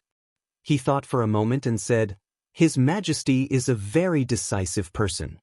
Decisive? Gu Yundong had long seen through this. However, what did he do to give Shao Qingyuan such a direct impression? What did he do? If you find any errors, ads pop up, ads redirect, broken links, non-standard content, etc., please let us know reports so we can fix it as soon as possible. Chapter 988. Is the emperor crazy? What did he do? Shao Qingyuan still found it unbelievable. He lowered his voice slightly and said, after the cowpox vaccination method was confirmed that it could prevent smallpox, the emperor ordered it to be popularized. Unfortunately, no one was willing to try it. Even if the imperial physician said that there was no problem, even if it was an imperial edict from the emperor, even if the imperial physicians said that they had tested it on death row prisoners and it was absolutely foolproof, no one was willing to try it. After all, it could be fatal. What if they failed? If they failed, they would lose their lives. Moreover, this method was suggested by a country bumpkin. Others heard that this person was not even a doctor. The method he mentioned was unorthodox. Could it be used? Would anyone dare to use it? Not to mention those high-ranking officials and nobles, even the commoners were unwilling. Shao Qingyuan scoffed at this. He didn't propose such a preventive method for the sake of the world. If Yundong hadn't wanted him to make a contribution and urgently told Qin Wenjing about the method, Shao Qingyuan wouldn't even have mentioned it. He would only silently test it himself and inoculate the people close to him. What did the rest have to do with him? Even if these people died from smallpox, he didn't care. Just as Shao Qingyuan was about to bid farewell to Song Dajiang impatiently and return, the emperor in the palace suddenly made a bold decision that shocked him. The emperor let his 11-year-old son try the cowpox vaccination method. Gu Yundong's eyes widened in shock. He wanted the prince to do it himself? Yes. When this news spread, the entire capital was in an uproar. This prince was born by the empress and was the legitimate heir to the throne. How noble was his status? Moreover, the current emperor only had 3 children, one of whom was a princess. Was the emperor crazy? Everyone felt that the emperor was dissatisfied with the empress and that prince. It was only later that Shao Qingyuan found out that the prince had requested this himself. He did not know about the twists and turns in the palace, but he could more or less guess that this might not only be to tell the world about the effect of the cowpox vaccination method, but also for some other purposes. When Gu Yundong heard this, she fell into deep thought. Perhaps the emperor agreed because he wanted the world to see this prince's courage and contribution to the world. He might be paving the way for him, building his reputation. But no matter what, Gu Yundong could not help but admire the courage of this father and son. But then, a trace of anger surged in her heart. What if this method didn't succeed? Then the first person to be convicted would be her Shao Qingyuan. What if someone wanted to harm that prince and succeeded with the cowpox vaccination method? Wouldn't everyone still have to make Shao Qingyuan take the blame? Sure enough, politics were too dirty. If they were not careful, they might become cannon fodder. What happened next? Shao Qingyuan could tell that there was a hint of dissatisfaction in her tone. He turned to look at her and smiled. I naturally succeeded in the end. The emperor rewarded me, so I came back. Gu Yundong nodded. It's good that you're back. Let's stay away from these things in the future. Next time, let Qin Wenjing go alone. At most, you'll write down the method and let him figure it out himself.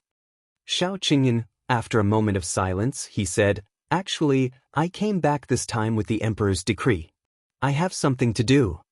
Gu Yundong's hand froze. Damn it, it's not over yet?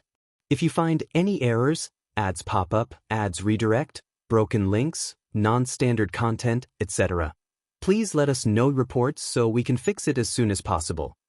Chapter 989. He really knows how to make the best use of everything. Gu Yundong frowned slightly. What decree? The cowpox vaccination method has been confirmed. It can indeed prevent smallpox. Naturally, we have to promote it vigorously, Shao Qingyuan said. It's not only in the capital. It's the same in other places. Our Shuanhe Prefecture is naturally no exception. There was the emperor and the imperial physicians in the capital who endorsed it, and the prince had personally tested it. There was no longer any problem. However, the emperor directly handed the Shuanhe Prefecture to Shao Qingyuan. He was the most experienced and familiar with the cowpox vaccination method. Therefore, the emperor issued an imperial edict and asked Prefecture Magistrate Dai of Shuanhe Prefecture to cooperate with Shao Qingyuan to inoculate the commoners of the county towns and villages that were subordinate to the Shuanhe Prefecture.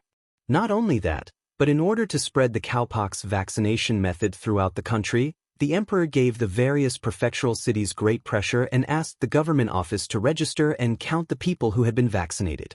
Half a year later, if the number of people registered in the prefectural city was minimal, they would have to report it and leave a record. At that time, the local government's evaluation of incompetence would very likely affect their future promotion. Of course, if the number of people registered exceeded 1/3, they would be rewarded by the imperial court. Gu Yundong almost fainted when she heard that.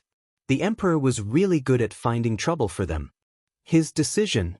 Wasn't he worried that some prefecture magistrates will go to extremes and force those unwilling citizens to be vaccinated for the reward?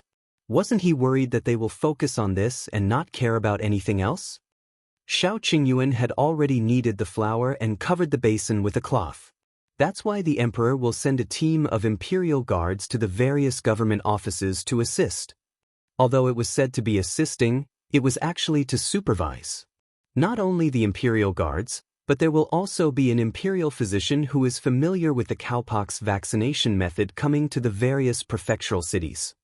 The corners of Gu Yundong's mouth twitched. Then, she seemed to have thought of something and hurriedly asked, "Then which imperial physician is coming to the Shuanhe prefecture? Is Song Dajiang here?" "Me." "Gu Yundong, what do you mean? When did you become an imperial physician?"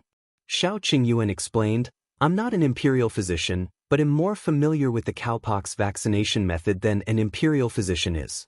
The emperor said that there aren't many imperial physicians in the imperial hospital. The palace needs them, and so does the capital. Therefore, no other imperial physicians will come from the Shuanhe prefecture. They'll cooperate with the prefecture magistrate. Moreover, they won't send the imperial guards because Qin Wenjing is here." Gu Yundong cursed in her heart. The current emperor really knew how to make the best use of everything. After using Qin Wenjing, he started to have designs on Shao Qingyuan. Not a good thing. Shao Qingyuan saw that she was furious and did not say the last sentence. In fact, when the emperor made this decision, he also said one sentence. "I heard that your fiancée is also an extremely smart girl." Even Minister Qin praised her endlessly and was tricked by her twice. "You are also a rare talent. I believe that there will be no problem if I leave this matter to you." At that time, Shao Qingyuan had the urge to beat Qin Wenjing up. He must have reported this matter to the emperor. Otherwise, how could the emperor remember his Yundong? However, Yundong was busy, so Shao Qingyuan did not plan to let her worry. Therefore, he would discuss this matter with Qin Wenjing and carry out the emperor's decree. "This matter is a little urgent. Tomorrow or the day after, I have to go to the prefectural city." "When are you going?" "They'll pack up tomorrow and go to the prefectural city the day after tomorrow." "All right, let's go together. If you find any errors, ads pop up, ads redirect, broken links, non-standard content, etc., please let us know reports so we can fix it as soon as possible." Chapter 990, Gu Dajiang's obsession. After the two of them finished the discussion, footsteps sounded outside the kitchen. Soon, Gu Dafeng pushed open the door. When she entered and saw the two of them working, she immediately smiled. "Qingyuan, Yundong's father is calling for you. Hurry up and go. We're here." Shao Qingyuan washed his hands. "All right, thank you, eldest aunt. They'll go talk to Uncle Gu first." "Go, go." Gu Dafeng waved her hand. After they left, she looked meaningfully at Gu Yundong. The latter silently turned her back to her. "Eldest aunt, we didn't do anything. You have to trust us." "What are you shy about?" Gu Dafeng leaned behind her and said with a smile, "It's been so long since you last met. It's fine for you to talk. Eldest aunt has been there before, and the two of you are engaged. It's fine. No one gossips at home." Gu Yundong coughed lightly.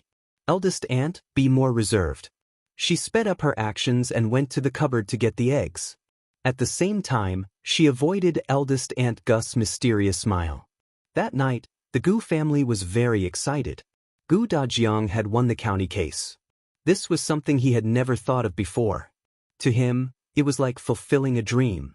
Many years ago, before he went to the county exam, he was directly forbidden by his parents and the patriarch from going out. All his efforts were for naught. No one knew that taking the imperial examination had actually become an obsession that he had buried in the bottom of his heart. Now that his wish had been fulfilled and his results were so gratifying, he was happy. Really, he was especially happy. Coupled with the fact that his life was getting better and better with his family by his side, his mood was very complicated. He could not help but drink a few more glasses of wine. In the end, he actually felt a little drunk. Gu Yundong was still worried when she helped him back to his room. She stretched out a hand and asked him, "Father, how many is this? Do you really think I'm drunk? It's just a few glasses of wine. Why are you worrying for nothing? How many is this?" Gu Yundong insisted. Gu Dajiang sighed. 3, I can see clearly. I'm not seeing things. All right, you've been busy for the entire day. Hurry up and rest. Your mother will take care of me from here. Only then did Gu Yundong relax slightly. Mother, if father is not feeling well, you have to go out and call us, understand? Yes, I know. Madame Yang nodded obediently. Gu Yundong then turned around and left the room. As soon as the door closed, Gu Dajiang collapsed on the bed. Madame Yang helped him take off his coat. Unexpectedly, just as she reached out, he wrapped his arms around her waist and pressed her down. Lun Yang, I am happy today. Teacher and old tribe leader can finally be at ease. I did not let them down, I have the face to meet them in the future. This is great, this is great. Madame Yang blinked and slowly wiped the tears from the corners of his eyes. Then she kissed his eyes. Dajiang is the best in the world. Gu Dajiang smiled even more happily. He held her face and said gently, Lun Yang too. Gu Yundong hid outside and listened attentively for a moment. After being fed a mouthful of dog food, she rubbed her arms and quickly left. However, the corners of her lips curled up slightly. Their lives would definitely get better and better in the future. The next day, as expected, Gu Dajiang woke up late. When he went out, his head still hurt. It was only when the kitchen brought him some hangover soup that he felt slightly better. Dong Xiulan came at this time, but her expression didn't seem right.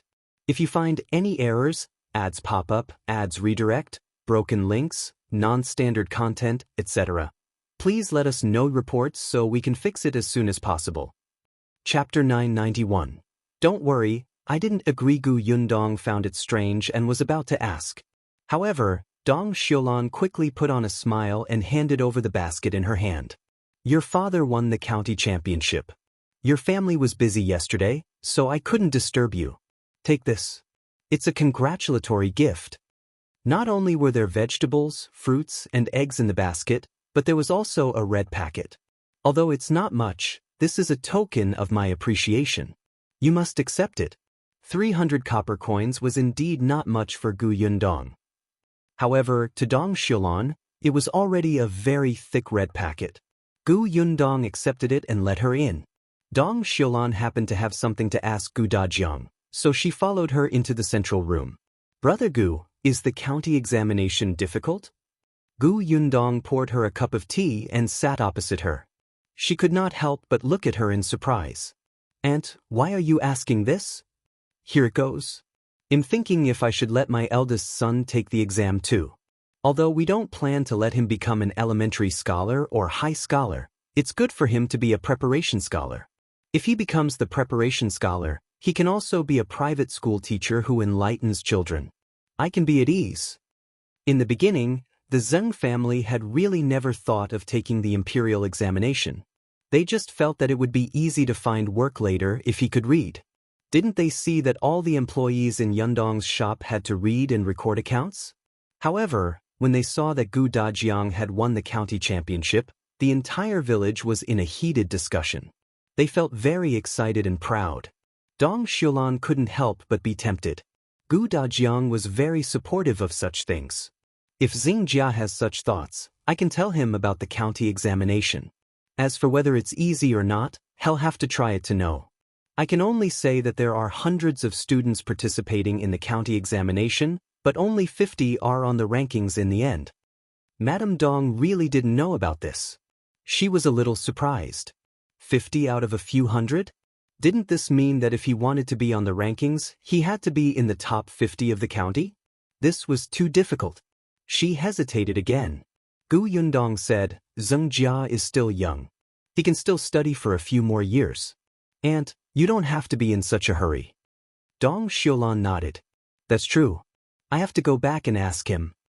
With that, she stood up and was about to leave. Gu Yundong sent her out.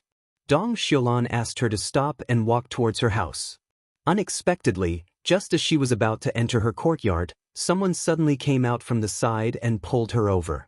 Dong Xiulan exclaimed, what are you doing? Gu Yundong was about to turn around when she heard the voice. She immediately looked up, but she only saw Dong Xiulan being pulled to the corner. As for the person who pulled her, Dong Xiulan blocked them and she could not see clearly. Gu Yundong was shocked and quickly scolded, What are you doing? Let go of her. As she spoke, Gu Yundong strode towards the Dong family. However, when she turned the corner, she only saw Dong Xiulan standing there alone. The person who had pulled her away had already left. Aunt, are you all right? Gu Yundong quickly looked down at her. Dong Xiulan waved her hand. It's okay. I'm fine. Gu Yundong frowned. Who was that person just now? Do you know them? Are they from our village or an outsider? Did they want to harm you? Dong Xiulan quickly shook her head. No. She's from our village and asked me for help, but don't worry, I didn't agree. If you find any errors, ads pop up, ads redirect, broken links, non-standard content, etc., please let us know reports so we can fix it as soon as possible. Chapter 992. Thick-skinned Gu Yundong was stunned. She had always been sharp. From what Dong Xiulan said, the person who asked her for help seemed to have something to do with her. Otherwise, why would Dong Xiulan reassure her? Dong Xiulan did not realize what she had exposed. She pulled Gu Yundong out. Alright, it's fine. Go back. Didn't you say that you're going to the prefectural city? Hurry up and prepare the things. I'll go take a look at Qingyuan. Brother Shao has gone to the county town. Gu Yundong pulled her back.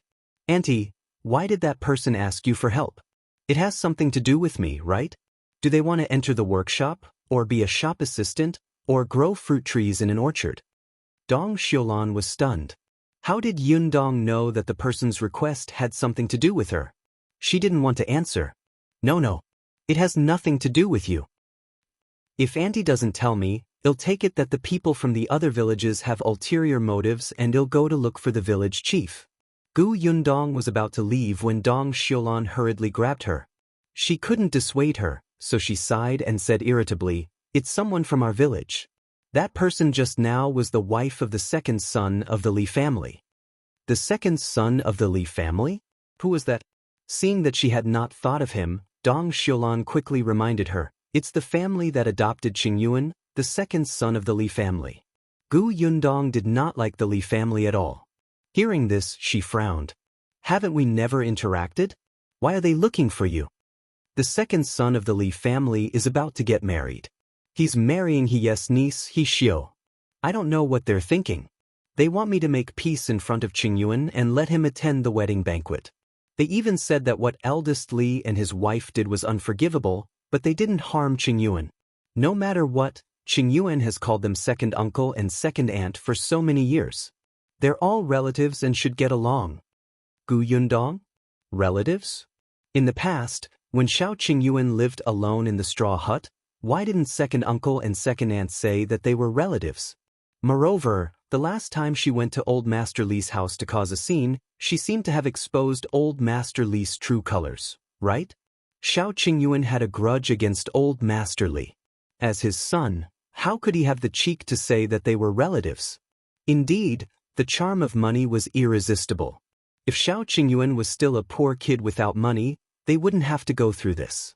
However, this was not the end, Dong Xiulan continued. There's also the He family.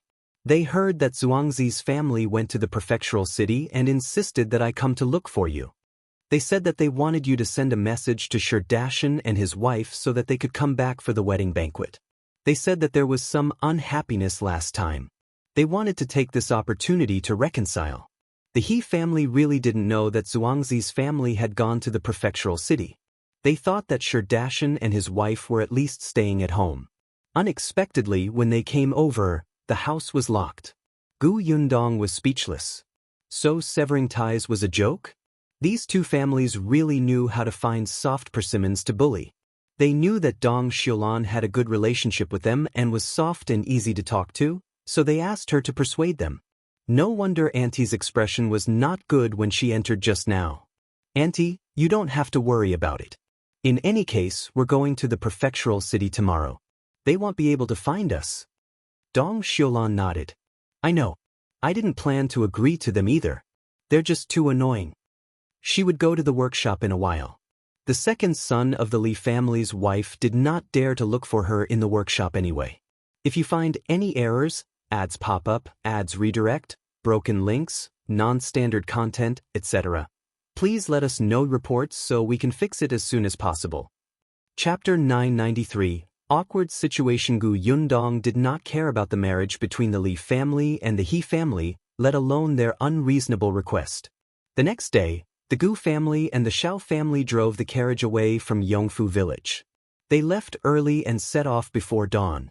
However, not long after they left, second brother Li and his wife slowly arrived at the foot of the mountain. They first poked their heads in front of the Shao family's door for a while. In the end, they were a little afraid and did not dare to enter. After some thought, they ran to the Gu family's door. The Gu family's main door was open, and the concierge, Father Tong, was also there. Li Dunzi took a few steps forward, but when he saw Father Tong looking over, he quickly retreated. His wife, Madame Du, suddenly patted him. What are you doing? Hurry up and say something. Father Tong frowned. Of course, he knew these two people. They were from the second branch of the Li family. Didn't they have a grudge against the young master? They were probably here to cause trouble, right? At the thought of this, Father Tong immediately walked towards them. What do you want? The two of them were shocked. They turned around and ran off. Father Tong was speechless. As expected, they were up to no good. It looked like they had a guilty conscience. The old master and young lady had just left, and only the two young masters had gone to the county to study. He had to talk to the two young masters later and ask them to pay attention to these two people. With that thought in mind, Father Tong quickly entered the house. As for Li Dunzi and his wife, after running a few steps, they suddenly realized that they were here to look for the Gu family. Why were they scared away by an old man? Madame Du slapped him hard again. You only have the guts of a rat. Useless, useless. All right, stop hitting me. If you have the guts, go forward. Madame Du did not dare. Be it Shao Qingyuan or Gu Yundong, they were not to be trifled with. However, there was nothing they could do. They really could not live like this anymore.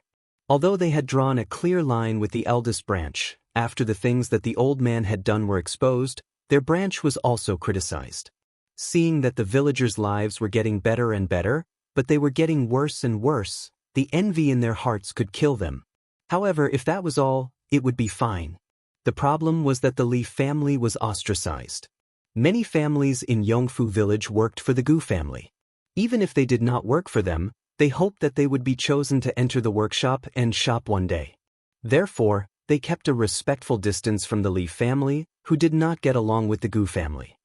Of course, there were also some people who could not stand the Gu family and badmouth them behind their backs. These people were willing to interact with the Li family, but Li Dunzi was unwilling to mix with them. They had personally seen Gu Yundong and Shao Qingyuan teach their eldest brother and sister-in-law a lesson, so they did not have the courage to go against the Gu family. Besides, didn't they see that the village chief was also on the Gu family's side? The Gu family also knew the big shots in the county city and the prefectural city. Wouldn't it be easy to deal with people like them? Just like that, the second and third branches of the Li family became awkward. Not only were their lives poor, but even their son's marriage had become a huge problem. It was not easy to settle down with He Xiao. He Xiao was He Yes' niece. He Yes' family and the Gu family were so close. Perhaps they could ease their relationship on account of He Yi? Unexpectedly, the entire Shi family had gone to the prefectural city. Therefore, they could only look for Shao Qingyuan and Gu Yundong themselves, hoping that they would come to support their son on his wedding day. This way, everyone would know that their family actually had a good relationship with the Shao and Gu families and would not have a difficult time. If you find any errors, ads pop up, ads redirect, broken links, non-standard content, etc. Please let us know reports so we can fix it as soon as possible. Chapter 994. We have something for Shao. Qingyuan Li Dunzi and his wife's side. After looking at each other, they turned around and wanted to walk back to the Gu residence. Dong Xiulan had just left the house when she saw them. She quickly went forward and said, "Why are you here again? Are you still not giving up?" Madame Du was a little angry when she saw her. If she hadn't refused to help, the couple wouldn't have come here. "Don't worry about it. Since you're unwilling to help, we'll do it ourselves. We're not trying to harm Qingyuan and the others. Is it wrong to invite them to the wedding?" Dong Xiulan frowned. "You guys should leave. Qingyuan and Yundong have already left Yongfu village and returned to the prefectural city." "What? To?" Li Dunzi couldn't help but exclaim. Madame Du grabbed Dong Xiulan's hand and asked anxiously, "Why did he leave? When did he leave? Why didn't we see him?" "They left early this morning. It must have been more than 2 hours." Li Dunzi and Madame Du looked at each other and couldn't help but slap their thighs. There was a main road from the Gu family to the outside of the village. There was no need to pass through the village at all, so no one saw when they left. They were too late. Dong Xiulan saw their vexed expressions and thought that they should have given up since they couldn't find her. Hence, she withdrew her arm from Madame Du's hand and walked towards the workshop. She still had work to do, so she had no time to care about their entanglement. Unexpectedly, after taking a few steps, Madame Du stopped her again. "Zheng He's wife, wait. What else do you want?" Dong Xiulan was impatient. Madame Du glanced at Li Dunzi. After a moment, she gritted her teeth and said, "You, help us pass a message to them and invite them to the wedding banquet." Dong Xiulan suspected that there was something wrong with her ears, and her face was filled with disbelief. In the past, the second branch of the Li family did not seem so unreliable. She had already said that they returned to the prefectural city, but they still wanted them to work themselves to death to rush back? On what basis? What were they thinking? Dream on. I say, Li Dunzi, although you didn't harm Qingyuan when he was young, you must have made a lot of sarcastic remarks. It's fine if he didn't argue with you, but you're still rushing to find trouble with him now, right? What makes you think he will listen to you? Do you think they have to come just because you asked him to attend the wedding banquet? Your brains must have been kicked by a donkey. With that, Dong Xiulan walked around Madame Du and was about to leave. Unexpectedly, when they passed by Madame Du, she suddenly said, "We have something for him." Dong Xiulan was stunned and stopped in her tracks. "What do you mean?" Madame Du glanced at Li Dunzi and said, "Back then, when the old man brought him back, he actually had something on him. Later on, when the old man wasn't paying attention, I took a handkerchief.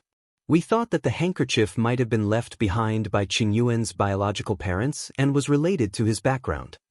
Dong Xiulan's eyes widened and her breathing quickened. Are you serious? What about the handkerchief?" "It was about Qingyuan's background. She definitely had to get it back. It might be an important clue. At that time, Qingyuan would be able to find his parents." Dong Xiulan was excited.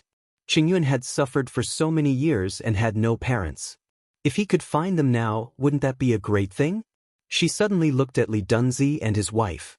"Give me that handkerchief. I'll give it to Qingyuan." Madame Du said, "Of course I hid the handkerchief well. I can't give it to you." Dong Xiulan was a little angry. This couple was not good people. If you find any errors, ads pop up, ads redirect, broken links, non-standard content, etc., please let us know reports so we can fix it as soon as possible. Chapter 995. Letter. They had hidden such an important handkerchief for so many years and refused to take it out.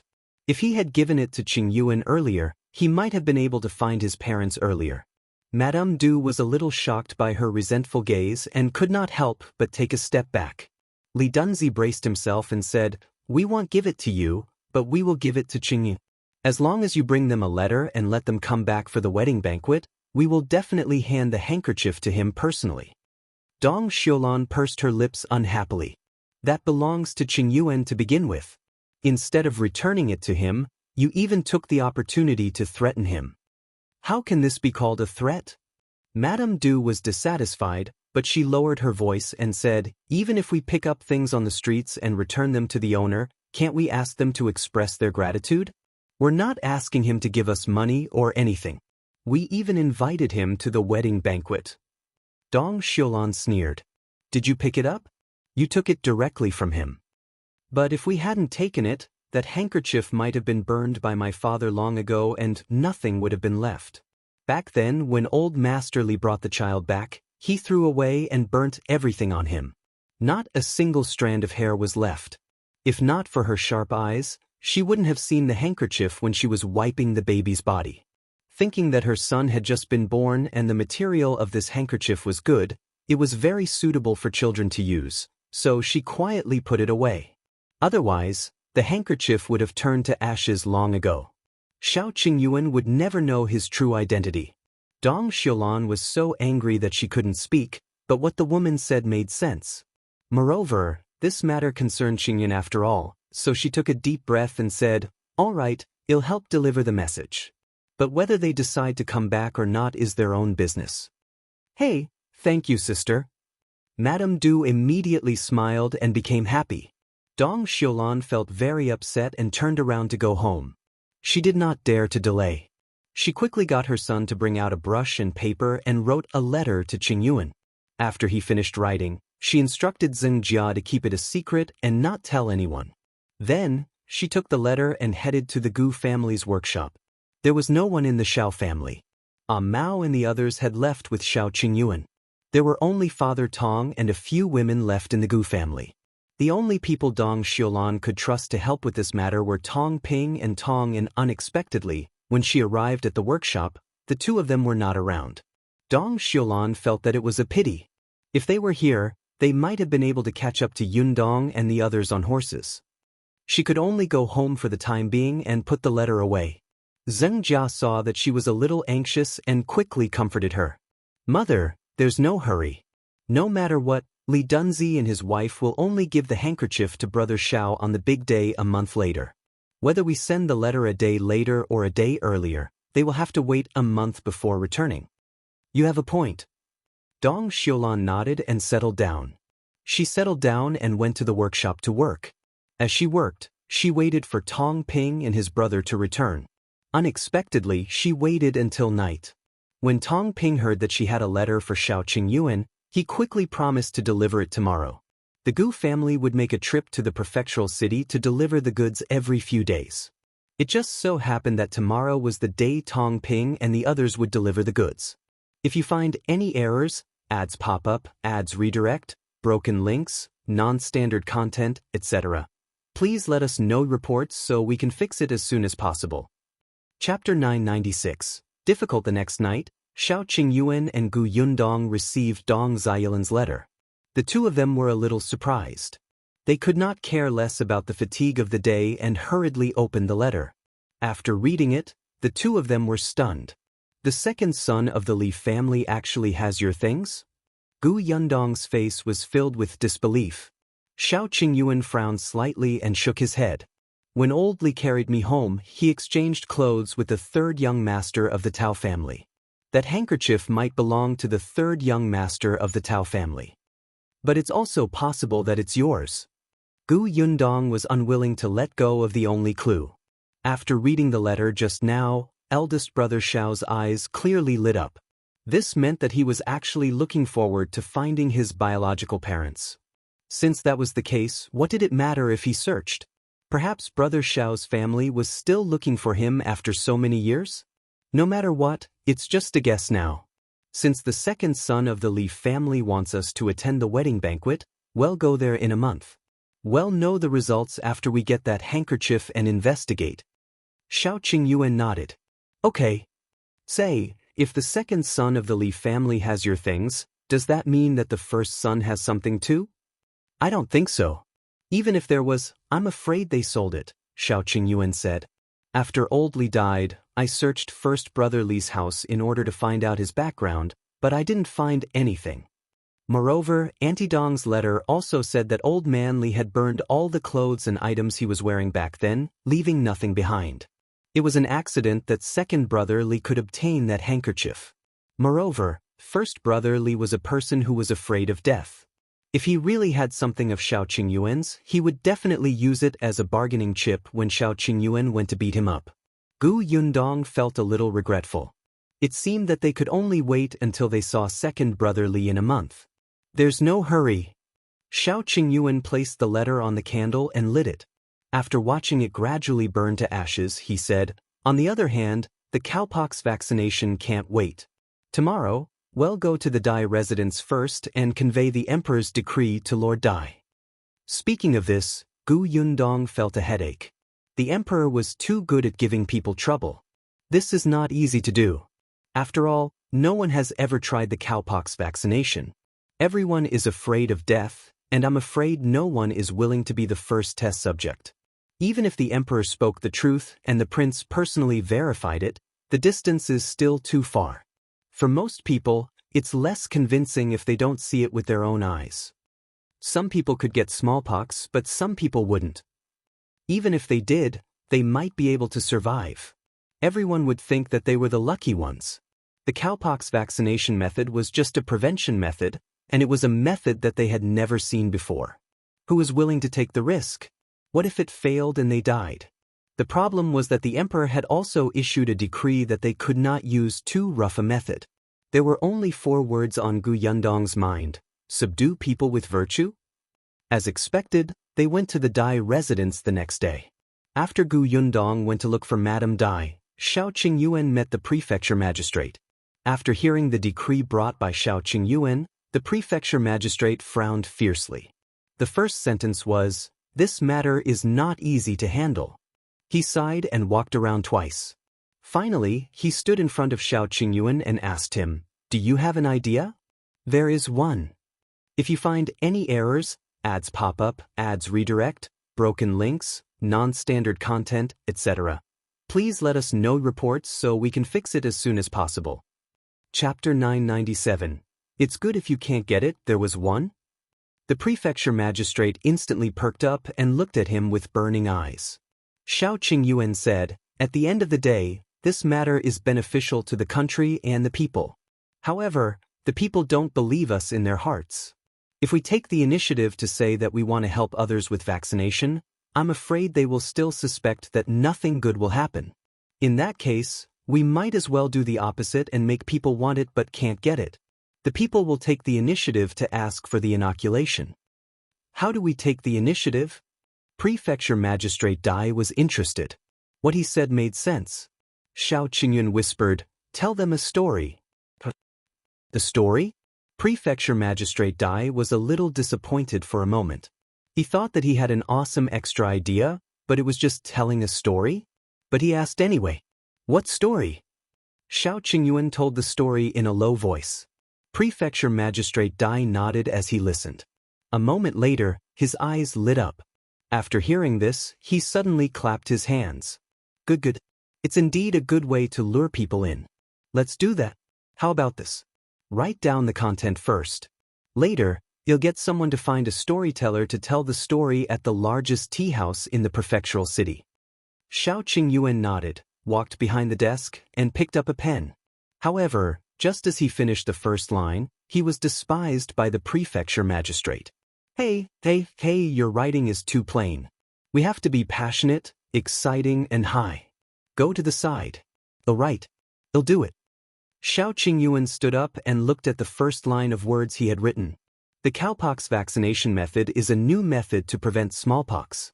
It has already begun to become popular in the capital. Yes, it was indeed a little plain. He then looked at the first sentence written by the prefecture magistrate. As we know, our Dajiang is becoming more and more prosperous. The lives of the people are thriving day by day and have greatly improved. This is all because our emperor is a wise and mighty emperor who cares about the world. Ever since the emperor ascended the throne, he has worked hard for everyone to live a good life. Let's talk about the cowpox vaccination method. Shao Qingyuan frowned slightly. Although it likely consisted of flattery, it was much better than what he had written. Forget it, let's follow what the prefecture magistrate wrote first. The more prefecture magistrate Dai wrote, the more excited he became. The more he wrote, the more comfortable he became. In the end, he wrote 7 to 8 pages before stopping. He handed the papers to Shao Qingyuan. Take a look. How's my writing? Shao Qingyuan took it. To be honest, it was a little profound. However, it was definitely much better than his work. In any case, he could not write it. At the very least, the prefecture magistrate had written down the gist he wanted to express clearly. When he got back, he would let the storytellers speak more emotionally. It would definitely be very effective. Shao Qingyuan nodded. Lord Dai is so literary. Hi, your story is good. Lord Dai is good at writing. That's not worth mentioning. Thankfully, you came up with such a good idea. Dai Wenhua, who had just reached the door of the study, happened to hear the two of them praising each other. The corners of his mouth could not help but twitch. He knocked on the door until someone came in. Then, he pushed the door open and entered. He looked at the two of them and said, "It's getting late. Mother asked me to look for you to eat in the reception hall." The prefecture magistrate suddenly realized that it was already past noon after writing for so long. Yes. Let's eat first and discuss the rest later. As he spoke, the prefecture magistrate took the lead and walked out. After taking a few steps, he returned and brought the papers with him. If you find any errors, ads pop up, ads redirect, broken links, non-standard content, etc., please let us know reports so we can fix it as soon as possible. Chapter 998. Prefecture Magistrate Dais Flattery is too ruthless. Madame Dai and Gu Yundong were already sitting in the reception pavilion talking. When they saw them, they quickly stood up. The prefecture magistrate had already seen Gu Yundong. He immediately smiled and waved his hand. There's no need to be so polite. Everyone sit down and eat first. After Gu Yundong sat down, she could not help but glance at Shao Qingyuan. She asked, "Have you discussed it with Uncle Dai?" "Yes." Before Shao Qingyuan could answer, the prefecture magistrate spoke first. He looked even happier than Shao Qingyuan. Qingyuan is indeed a talent. He gave me a good idea.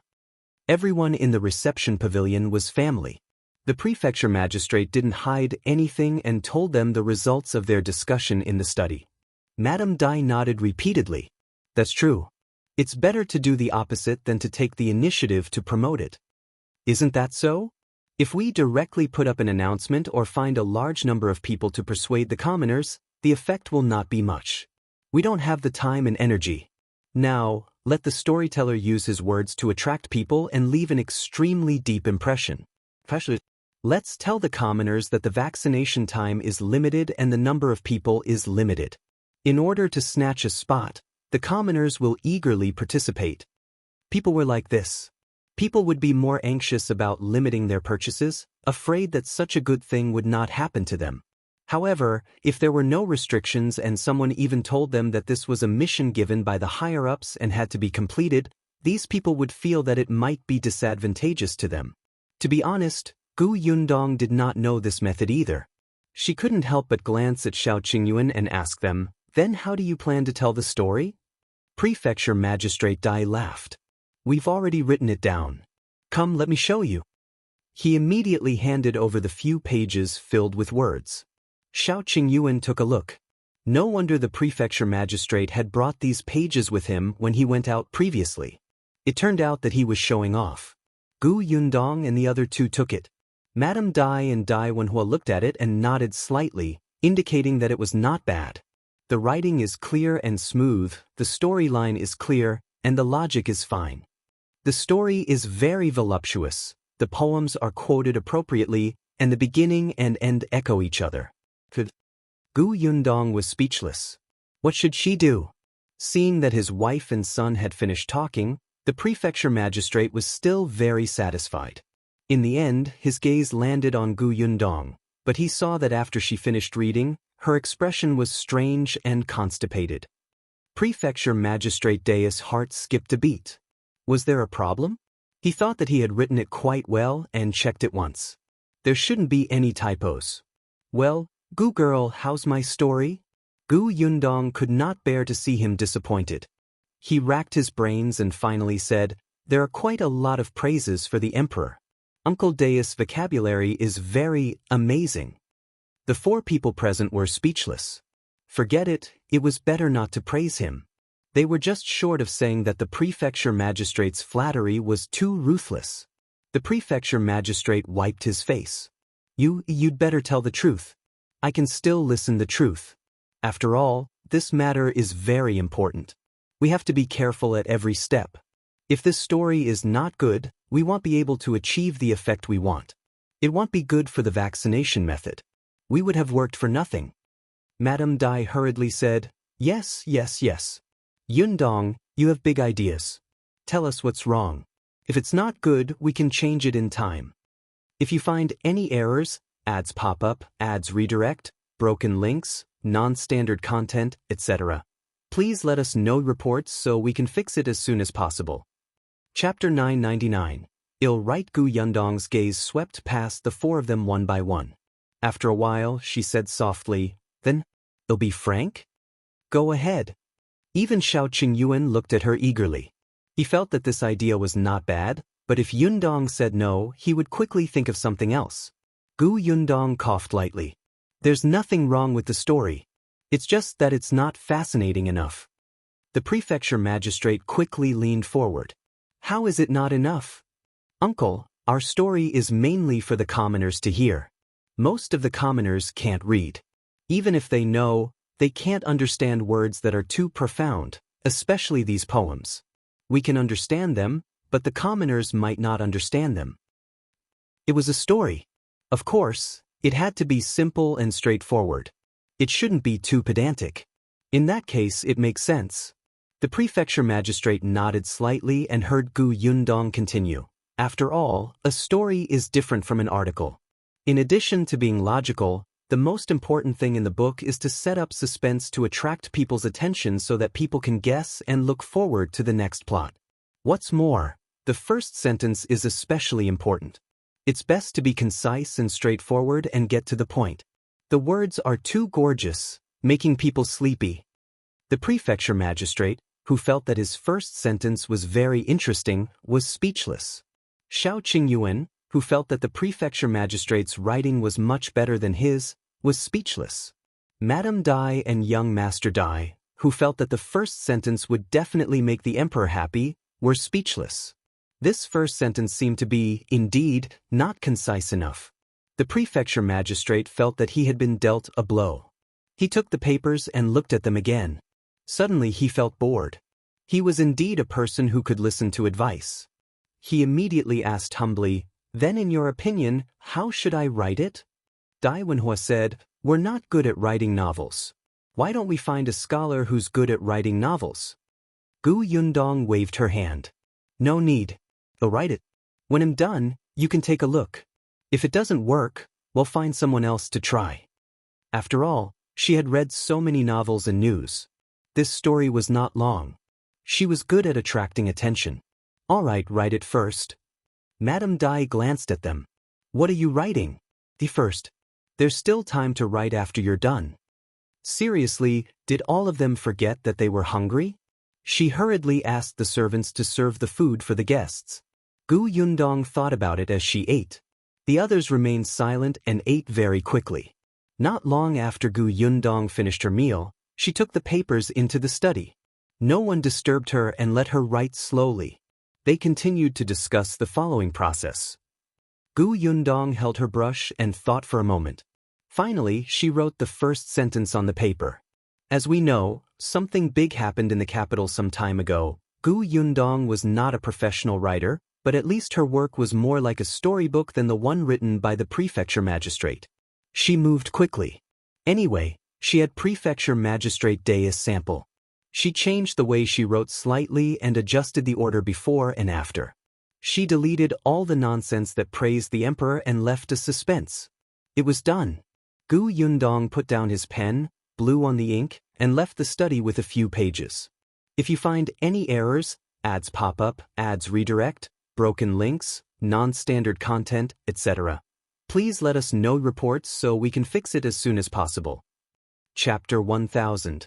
Have to pick a good title. The people outside the door immediately surrounded her. Madame Dai took the few pages and was stunned. Why do I seem to be missing 2 pages? Gu Yundong nodded. I've simplified the story. Actually, she had deleted the nonsense. The prefecture magistrate was indeed worthy of being an official and a leader. He praised the emperor's great achievements and did not repeat the words of flattery. Gu Yundong really did not expect him to be such a prefecture magistrate. Madame Dai nodded and lowered her head to look. Prefecture Magistrate Dai wanted to take a look at it first, but he couldn't snatch it in front of everyone. He could only endure it and take it after Madame Dai finished reading it. The more Madame Dai read it, the more she liked it and the more excited she became. After reading it, she looked at Gu Yundong with sparkling eyes. It's written too well. I still haven't had enough after reading it. It's really like reading a storybook. How could an article be as good as a storybook? Anyway, Madame Dai felt that after reading what her husband had written and then looking at Yundong's modifications, it was as if she was reading two stories.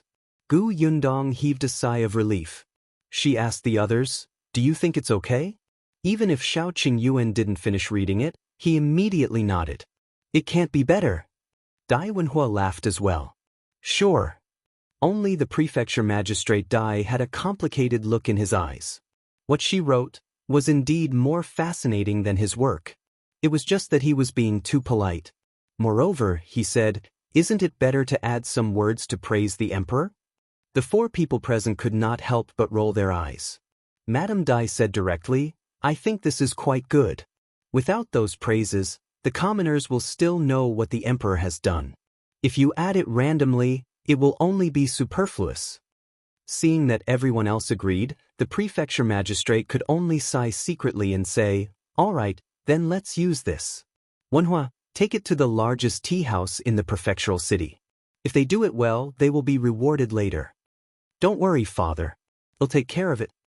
As he spoke, he took the paper and was about to leave when Gu Yundong suddenly shouted, "Wait, I remember that the storyteller in the tea house will announce the content in advance." "That's right. They'll tell the customers what I want to say 2 days in advance." Gu Yundong smiled strangely. "In that case, shouldn't we give this book a name first?" "You're right. Then what name should we give it?" Shao Qingyuan said, "About the cowpox vaccination method." The prefecture magistrate said, "The people's good days are here." Dai Wenhua said, "There's finally hope for smallpox." Madame Dai said, "As parents, we can finally rest assured." Gu Yundong, are you all serious? What kind of title was this? If it were her, she would definitely not enter the tea house to listen to a story because of this ridiculous title. Seeing her speechless expression, the four of them were stunned. Wasn't it quite in line with the content? Why did she look unsatisfied? "Yundong, do you have any good titles?" Gu Yundong took a brush and paper and wrote one on a piece of paper. The four of them stuck their heads out to take a look. Wasn't this title a little too far? Gu Yundong wrote a couple more. The few of them stuck their heads out and discussed carefully for a while before finally choosing one. After settling down the title, Gu Yundong finally heaved a sigh of relief. Dai Wenhua immediately left the Dai residence with a few pieces of paper. When he walked out of the door, he instantly felt that the things in his hand were worth thousands of gold. If you find any errors, ads pop up, ads redirect, broken links, non-standard content, etc., please let us know reports so we can fix it as soon as possible. Chapter 1001. Shock. People in the capital are scared. The largest tea house in the prefectural city was called Fortune Tea House. This tea house had been in operation for more than 100 years and was an old brand. The owner of the tea house knew how to put in a lot of effort. Not only were the tea leaves diverse, but there were also all kinds of snacks. Previously, after Gu Yundong's new tea house opened for business, the owner of the tea house came to contact them. Gu Yundong and the others did not hide anything and had business dealings with Fortune Tea House. Apart from that, the Fortune Tea House had another specialty, which was the storyteller. The stories told by the storyteller here were very novel and especially emotional. What was even more amazing was that there were people playing drums and gongs behind the screen. Therefore, there were many people who came to the tea house because of its reputation. The guests in the tea house did not care about their status. There were private rooms upstairs for the guests who could afford to spend. The guests who were less rich could still share a table in the lobby downstairs. Therefore, the business of the tea house was exceptionally good. Sometimes there was even a queue.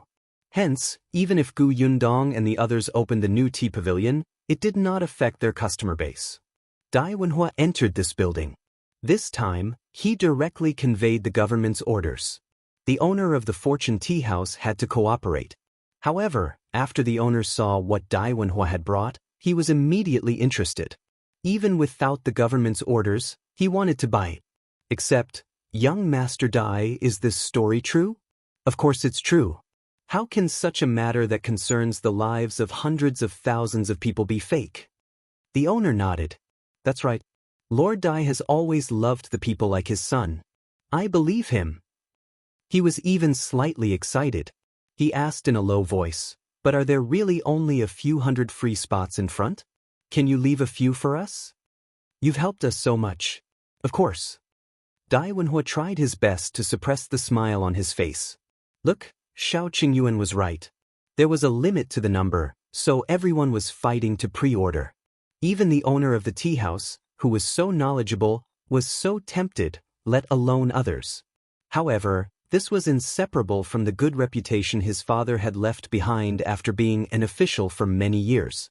Dai Wenhua believed that their plan would be launched soon. The owner immediately smiled. Thank you, young Master Dai. Dai Wenhua cupped his hands and left quickly. As soon as they left, the owner quickly found the storyteller and asked him to memorize the contents of these few pages. When the time came, he would definitely finish speaking without missing a word. Seeing that his boss valued it so much, the storyteller hurriedly took the few pieces of paper carefully. He asked the boss to let him stay in the private room and not leak this information. Then he went out and wrote a line of words on a sign. Then he hung it outside the door. Outside the door was the title of the story. As soon as the boss left, someone walked over to take a look. What did you say in the last 2 days? Is it the story about the scholar and the fox demon? I missed the ending yesterday. Are you still going to say the ending? I want to hear about General Wang's war. Don't argue, don't argue. Let me see. In the end, the person narrowed his eyes and looked at the headline, Shock. Everyone in the capital was terrified when they found out. Everyone was speechless. What is it? The story this time seems very different. It's such a serious matter. The people in the capital are actually frightened. Wait, why do we have to wait for 6 days? If you find any errors, ads pop up, ads redirect, broken links, non-standard content, etc., please let us know reports so we can fix it as soon as possible. Chapter 1002, an incredible event. The contents of the story soon attracted everyone's attention in the tea house. The title was too captivating. Someone even looked for the boss to ask if he had any important news from Beijing. The boss smiled without saying anything. He only said, "Won't you know when you come to listen in 2 days? Then tell us more about the story." The boss shook his head and ran away when no one was paying attention. This matter was quickly spread. After all, what happened in the capital was the bellwether of the entire Dajiang dynasty. Everyone was especially interested in what happened in the capital. Now, they actually said that everyone in the capital was frightened. What about them? Wouldn't they have to be scared to death? Dai Wenhua came back after asking around outside and said excitedly, "Many people are talking about this on the streets now. Miss Gu is indeed amazing to give it such a title." Gu Yundong chuckled.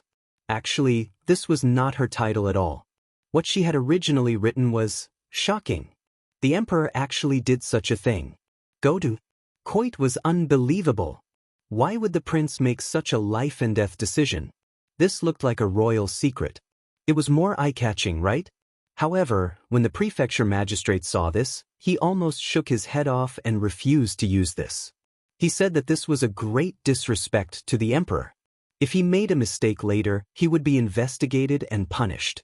Gu Yundong had no choice but to settle for second best and take another one.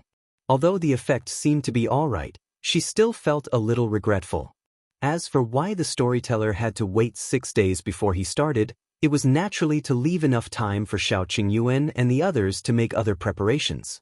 Of course, it could also let the matter continue to ferment.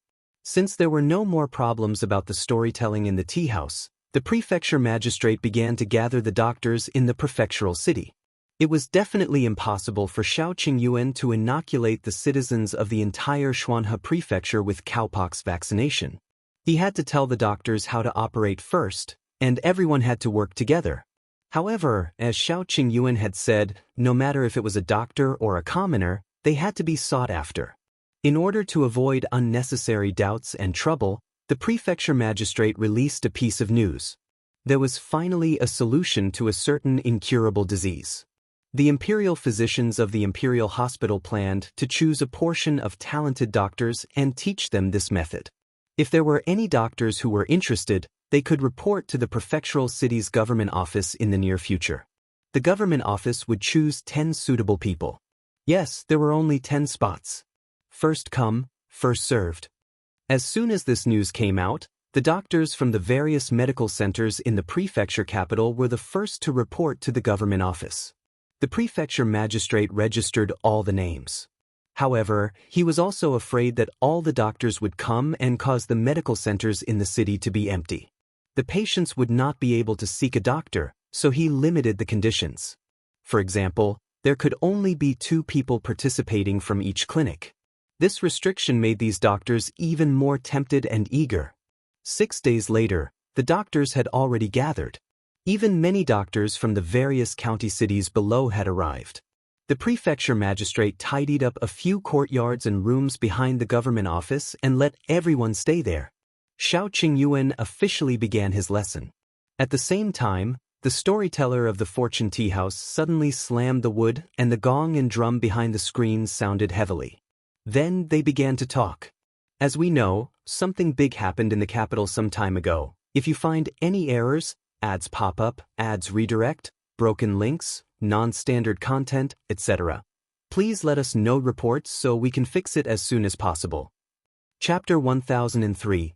This person is handsome and cool. The fortune tea house was filled with people.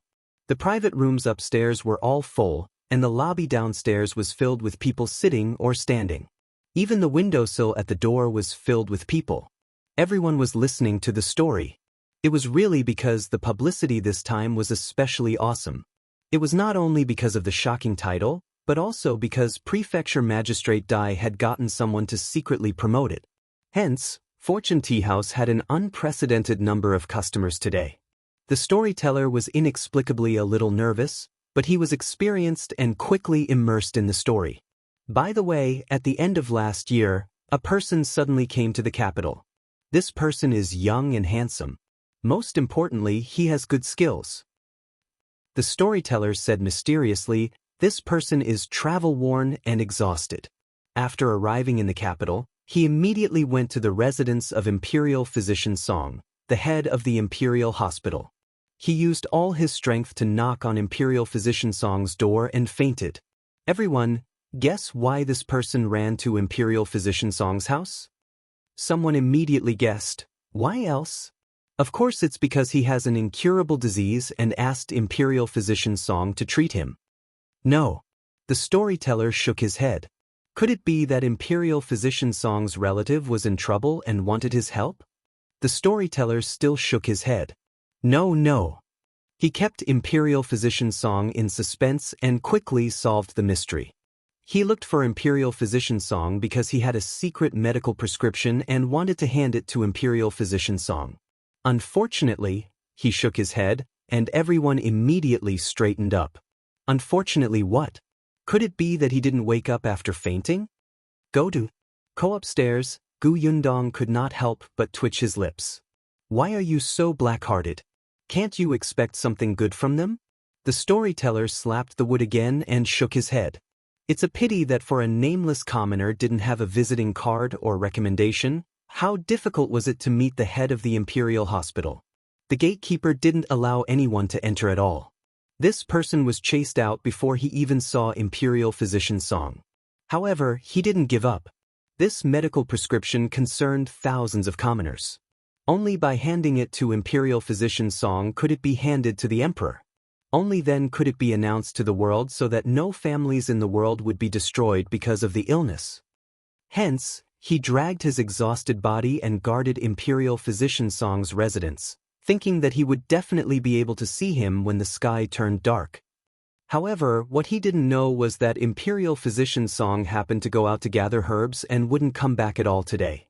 Everyone, think about it. It's December. It's so cold in the capital. He endured all the cold and waited outside for 3 days and 3 nights before Imperial Physician Song finally returned. When Imperial Physician Song saw his pale face and stiff body suddenly appear, he was shocked. Fortunately, Imperial Physician Song was benevolent. Seeing that he was trembling from the cold, he quickly got someone to bring the man back into the residence and let him eat something and drink hot water. Only then did he slowly recover. Who knew that this person's body would warm up and he could finally speak fluently? He immediately grabbed Imperial Physician Song's hand and said impatiently and excitedly, "Imperial Physician Song, the illness that has been troubling us for thousands of years can finally be resolved. We've finally found a way to prevent smallpox. In the future, we won't let anyone die from smallpox." What? Whether it was upstairs or downstairs, all the guests in the tea house could not help but stand up and widen their eyes. If you find any errors, ads pop up, ads redirect, broken links, non-standard content, etc., please let us know reports so we can fix it as soon as possible. Chapter 1004. Willing to go to the 18th level of hell? What illness did you just say? Smallpox? Some people were so excited that they wanted to rush forward. Fortunately, the waiter was smart and quickly stopped them. Everyone calm down. Wait for the storyteller to finish speaking. A distinguished guest upstairs questioned, "How is that possible? Since ancient times, no one has ever found a way to treat smallpox. You're bragging." The storyteller smiled. This gentleman is right. Imperial Physician Song didn't believe it either. Wasn't this nonsense? How could you treat such a life and death matter just like that? Impossible. Imperial Physician Song was angry. Imperial Physician Song was furious. Imperial Physician Song wanted to chase this person out. But this person firmly swore that if he said anything false, he would go to the 18th level of hell and be dismembered by 5 horses. He would be cut into 1,000 pieces and never reincarnate. Upstairs, Gu Yundong was speechless. Did she write such a sentence? Could you not add it randomly? However, the storyteller became more and more excited as he spoke. His face turned red, and he slapped the wood in his hand. The entire Fortune Tea House fell silent. Everyone was so shocked by this oath that they didn't even dare to breathe loudly. How ruthless was this? He had sworn such a heavy oath to himself. Imperial Physician Song was shocked. When he saw how confident this person was, he thought that if what the man said was true, wouldn't it benefit the people? No one would wait for death because of smallpox anymore. How shocking would this be for the people of the world? He spoke passionately, and the people below also felt their blood boil. Ko the storyteller paused and lowered his voice. Therefore, Imperial Physician Song was skeptical and patiently listened to him talk about the medical prescription. Unexpectedly, the more he listened, the more excited he became. The more he listened, the more he acknowledged the medical prescription. He immediately clapped his hands and cheered 3 times. However, as the head of the Imperial Hospital, Imperial Physician Song did not see the effect of this prescription with his own eyes. Naturally, he would not announce it to the world. He had to be responsible to the world. Hence, he pushed everything aside and focused on experimenting with this prescription. He even applied for leave from the emperor. A month later, Imperial Physician Song came out of the residence with a tired expression. However, his eyes emitted a light that was so hot that it could burn people. He entered the royal palace overnight and reported to the current emperor immediately. The storyteller cupped his hands towards the east. Everyone knows that His Majesty is wise. Ever since His Majesty ascended to the throne, he has been working hard to rule. He is wise and mighty, and he loves the people like his children. He can be said to be an emperor for thousands of years. He sent disaster relief in Yongning Prefecture, and he killed corrupt officials Wanqing Prefecture. Just take our Shuanhe Prefecture for example. The thieves on the mountain were also captured by the soldiers of the emperor. Only then can we commoners have our current good lives, right? Yes. This was true. The current emperor had only ascended the throne not long ago, but everything he did was for the sake of the common people to have a better life. The storyteller was satisfied. Therefore, although His Majesty was woken up in the middle of the night, when he heard that Imperial Physician Song had brought over a medical prescription that could prevent smallpox, he immediately lost all his anger. He was extremely excited and filled with anticipation as he discussed with Imperial Physician Song until midnight. The next day, His Majesty even personally left the royal palace to verify the results. Seeing that the medical prescription was really useful, the emperor was overjoyed. He waved his sleeve on the spot and gave the medical prescription a name: Cowpox Vaccination Method. The meaning is very simple. It means that those who are infected with cowpox will never be infected with smallpox again. Everyone was stunned. Cowpox infection? Are you serious? Someone asked softly. The storyteller said loudly, "Good question. If you find any errors, ads pop up, ads redirect, broken links, non-standard content, etc., please let us know reports so we can fix it as soon as possible." Chapter 1005. Everyone in the capital is scared. After the emperor announced the cowpox vaccination method, everyone was questioning if this vaccination method was really useful. Is it true? If it's fake, won't they lose their lives? The storyteller continued, even though the emperor repeatedly guaranteed that there was no problem and more than 30 to 40 people had already been vaccinated with cowpox, and the emperor had seen it with his own eyes, many people still had doubts. The emperor was anxious. What should he do? This kind of thing that benefits the people is originally a great thing, but no one is willing to try it. Wouldn't it be a waste of such a good medical prescription? Every year, people who get smallpox would still die in batches. The emperor's heart was bleeding. These are his people. He wants to save everyone's lives.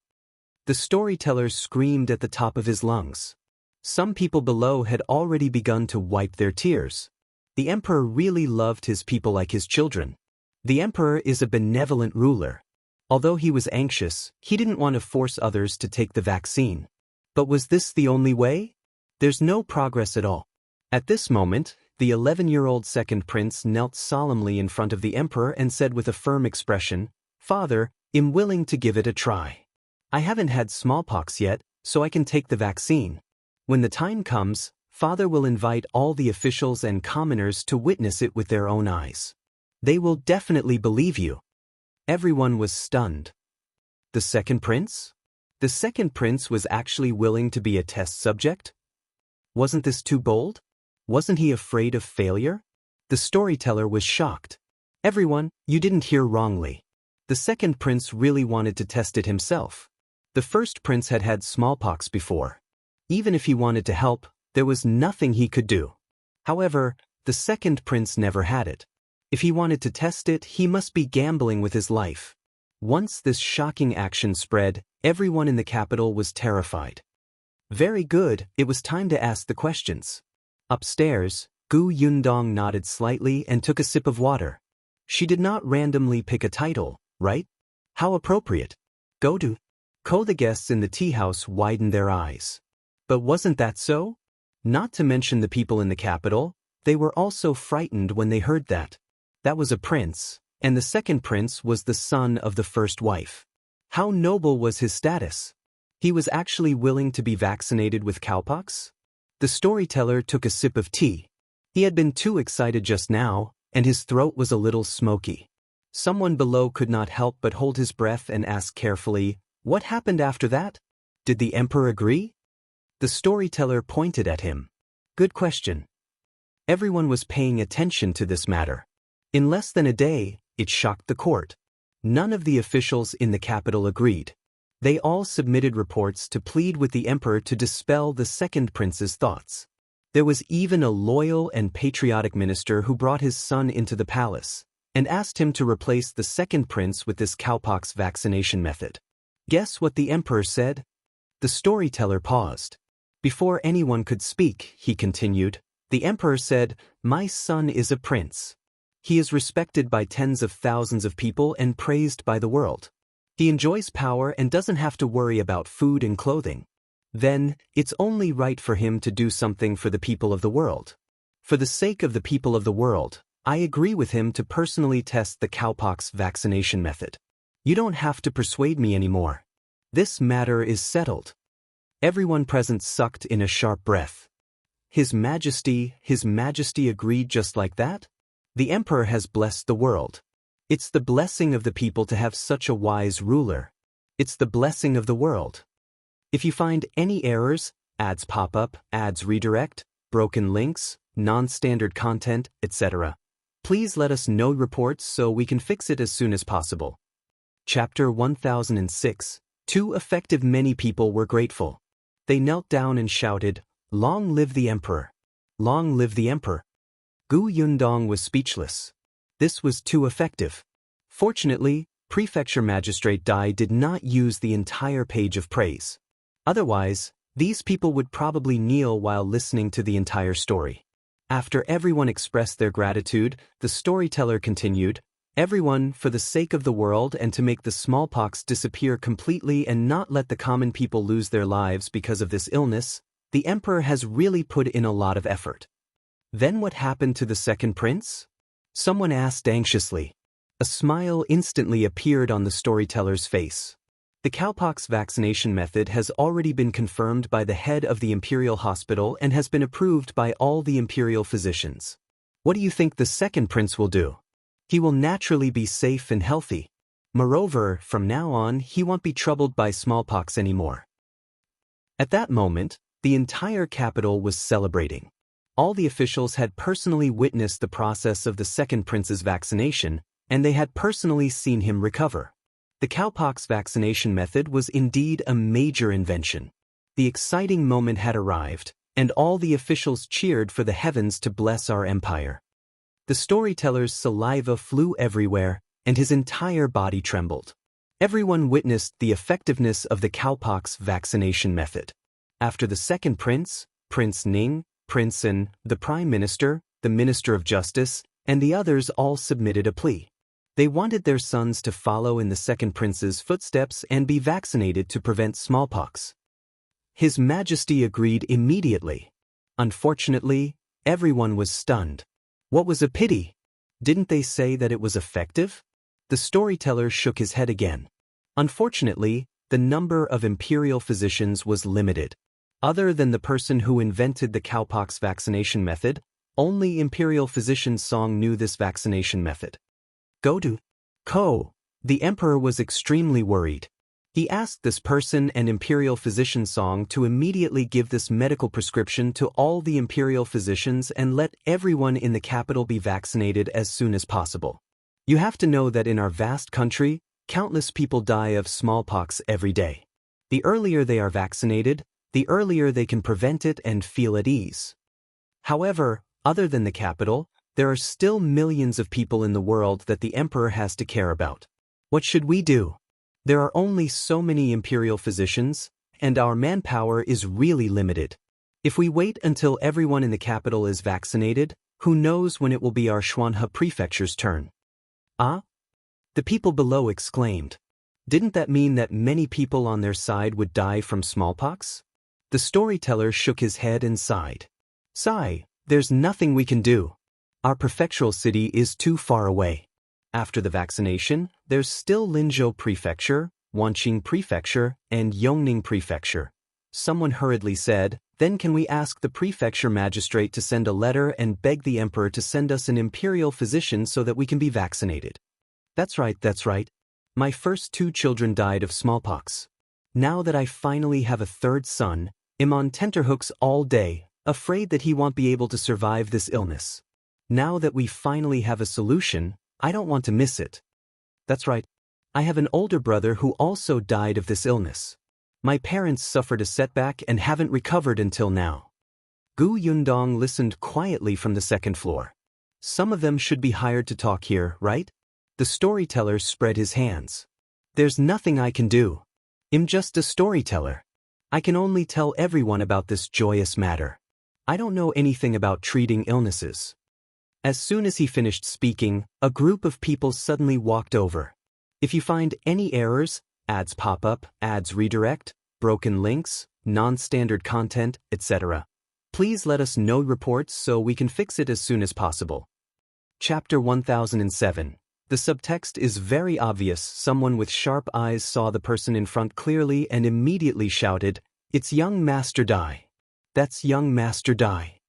The people in the tea house turned their heads. The people at the door were close. They quickly ran to Dai Wenhua and blocked his way. Dai Wenhua was confused. He looked at the commoners who had suddenly appeared in surprise and took 2 steps back. "What's the matter?" Gu Yundong could not see clearly from the 2nd floor, but he knew that Dai Wenhua had followed their plan and led his men past the entrance of the tea house when everyone was at a loss. Now that the way forward was blocked, the bailiffs behind Dai Wenhua immediately looked at everyone warily and separated the crowd. Someone poked his head out and asked loudly, "Young Master Dai, there's already a medical prescription in the capital to prevent smallpox. Is this true?" "That's right, young Master Dai. The 2nd prince personally tested this medical prescription. Is there such a thing?" "Young Master Dai, when will it be our Xuanhe Prefecture's turn to be vaccinated?" "Young Master Dai, we can't wait for a few years." Dai Wenhua's expression changed from confusion to surprise to enlightenment. In the end, he sighed heavily, his expression rich and convincing. He nodded and said, "I didn't expect all of you to already know. This is indeed true." As he spoke, he raised his hand. Only then did everyone realize that he was holding a piece of paper in his hand. It looked like an official document. "Go to Ko," he said loudly, "this is true. Moreover, the emperor is concerned about the people. A few days ago, he has already sent official documents to the various government offices and sent an imperial physician over to teach the doctors of the various prefectures about the cowpox vaccination method. Everyone should have heard that the government offices summoned the doctors of the various medical halls a few days ago for this matter. After all the doctors learn it, they will naturally inoculate everyone."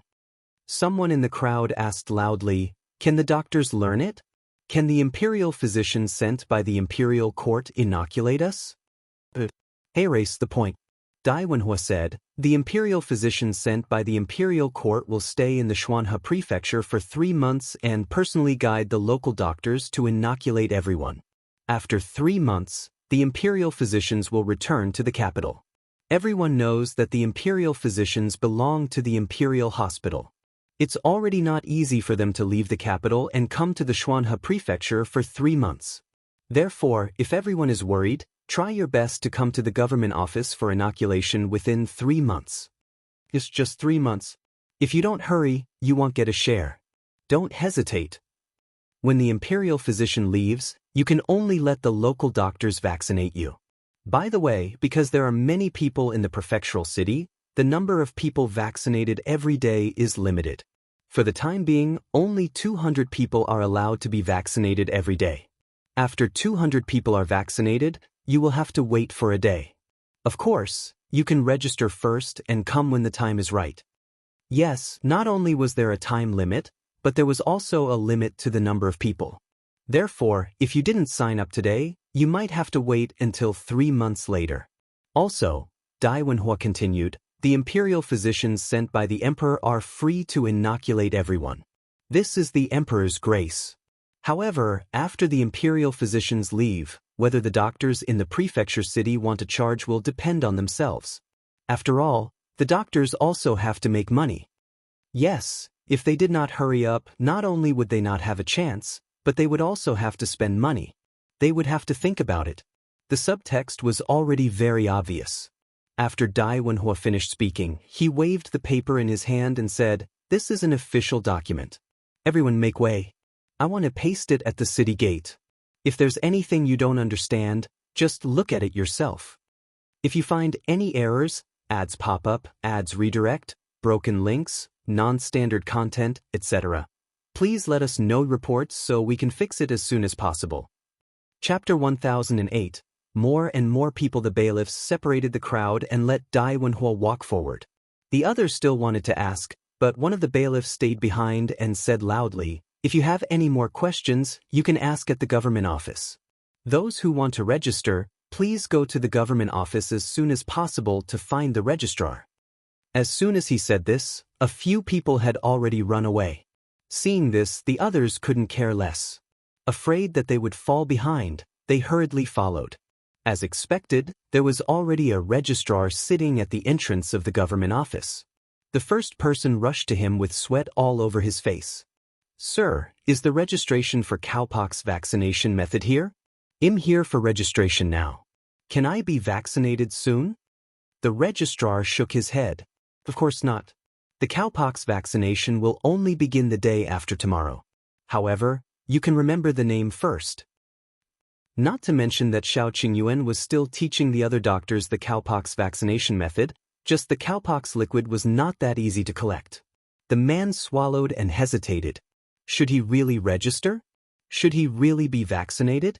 However, before he could figure it out, someone pushed him from behind. "Do you want to register or not? If you don't want to, move aside. Don't block my way." The registrar looked up at him. They must have found the shill. He raised his hand and asked the person, "Name, address." "My name is Hidaniu. I live in the prefectural city's Hulu Alley. Not only do I have to be vaccinated, but I also have to sign up for my younger siblings. And I go to Ko." Before she could finish, she was pushed aside by the first person. "What's the hurry? I haven't said anything." That person did not argue with him. All right. Hurry up." The first person immediately mentioned 3 or 4 names. Soon, another large group of people arrived. All of them scrambled to squeeze in front of the desk. Fortunately, a bailiff ran over and asked someone to line up first. There were a lot of people. Most of them were listening to books on the first floor of Fortune Tea House. The people on the second floor all had some wealth.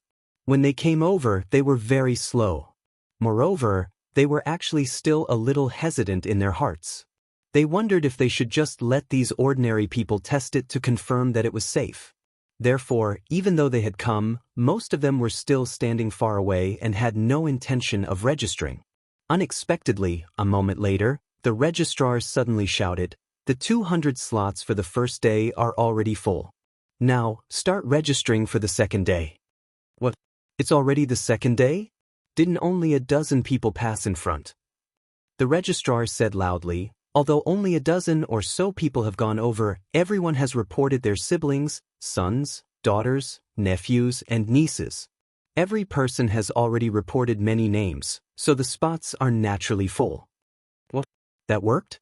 The crowd immediately became anxious. Those wealthy families who originally wanted to observe also became anxious. However, at this moment, someone shouted, "My family is in Fengkai County. Sir, can you leave a few spots for us? When my family comes, we can fill them in directly. I have to tell my uncles in the countryside." This time, it was like poking a hornet's nest. Those who were originally hesitating no longer hesitated and quickly went forward to sign up. Those who couldn't make up their minds immediately got someone to inform their families. There were also commoners who did not go to the tea house to listen to the story. When they saw that there was a long line at the entrance of the county office, they immediately came over curiously to ask about the situation. Immediately, someone explained the process to them vividly. There were more and more people. If you find any errors, ads pop up, ads redirect, broken links, non-standard content, etc., please let us know reports so we can fix it as soon as possible. Chapter 1009. Another shocking title. Everyone in Fortune Tea House had left. Only Gu Yundong was still upstairs. She slowly finished the tea and snacks on the table. After all, she had spent money. She could not waste it. She would not stop until she finished the last peanut. The storyteller downstairs was still drinking water. He was too excited and his mouth was dry. The boss walked over at this moment and patted his shoulder. "Not bad, well said." The storyteller chuckled. "Boss, when are we going to start the second half of the story? These people are too anxious. They've all run away before you can finish." They were too anxious for a moment and afraid that I wouldn't have a spot. I can understand. When they remember later, they will naturally ask who was the first to discover that the cowpox vaccination method can prevent smallpox. "Boss, should we release the title now?" "Well, release it in 2 days." "Yes, I'll write it first." The boss was in high spirits. The story that young Master Dai had brought was indeed extraordinary. Even the question was especially attractive. The number of guests today was several times more than before, and this story was unique. He could repeat it 2 more times tomorrow and the day after. At that time, the storytellers in the other tea houses in the prefecture would probably memorize it and spread it everywhere.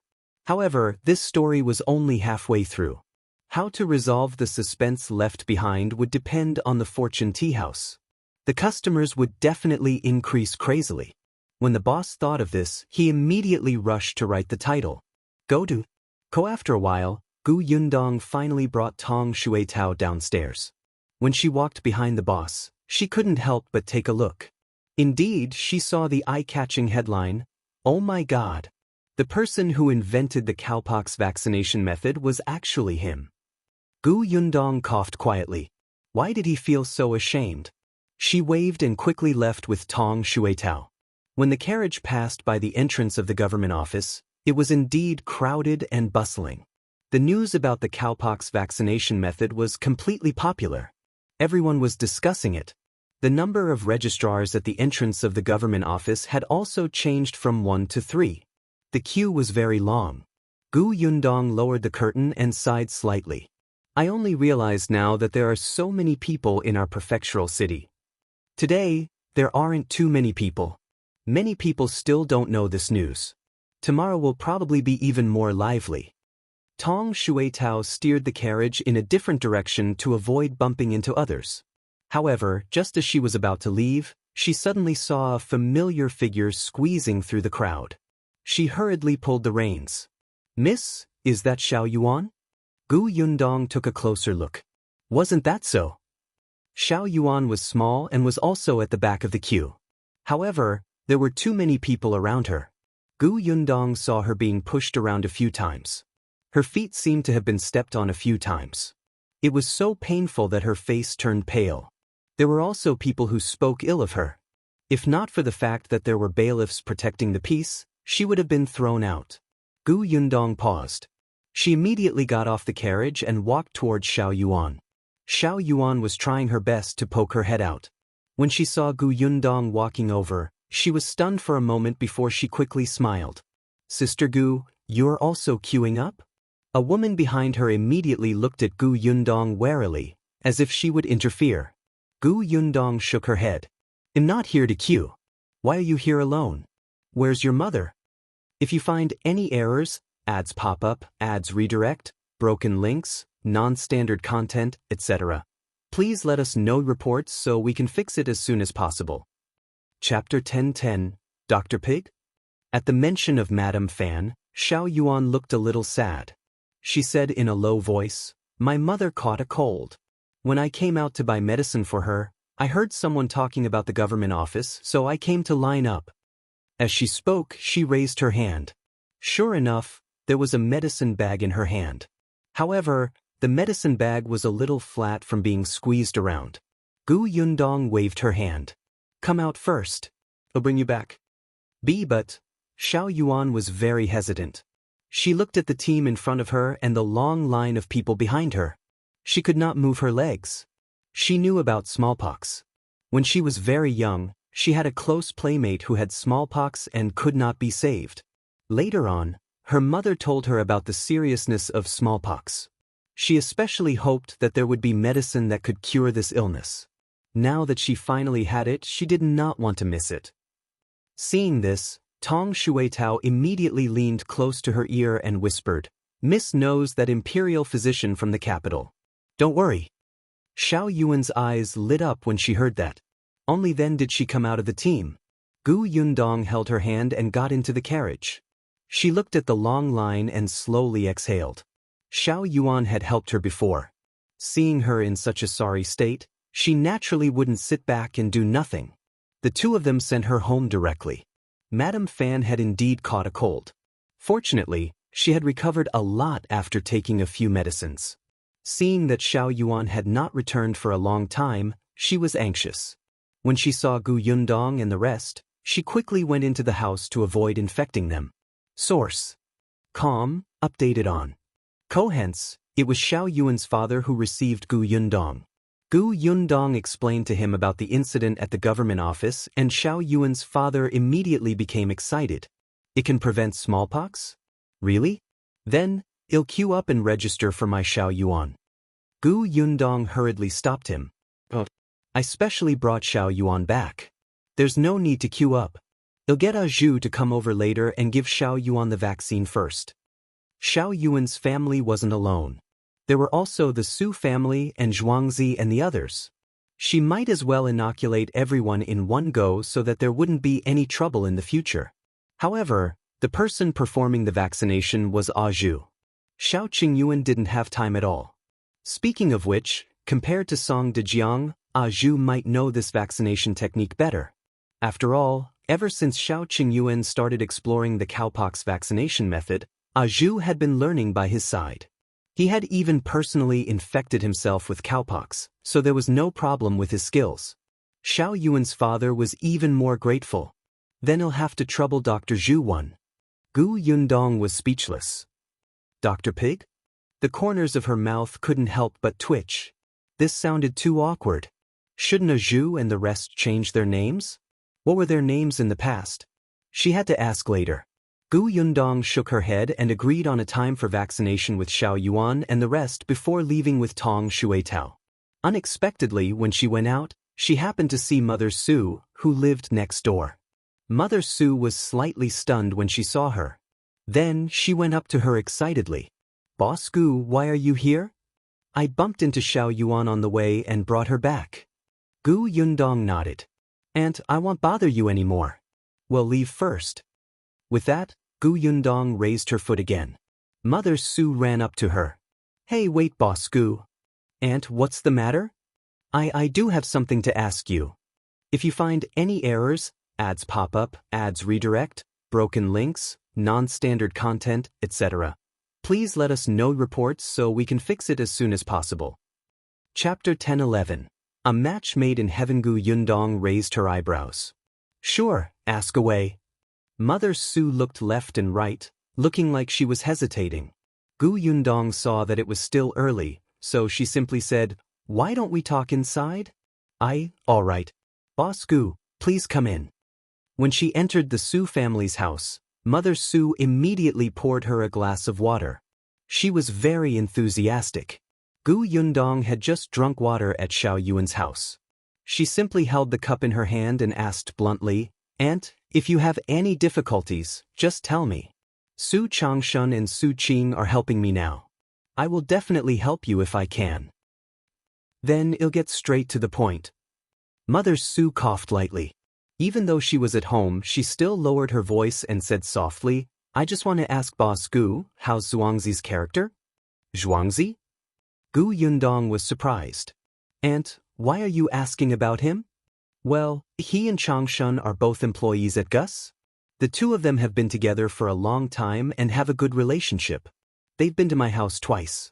I think this young man looks quite energetic and polite. He's generous and smart. I quite like him." Gu Yundong blinked. "So be it. So, that's why I asked Changshun to ask around. I know that this boy is not engaged yet and his family is simple." Source: Calm, updated on.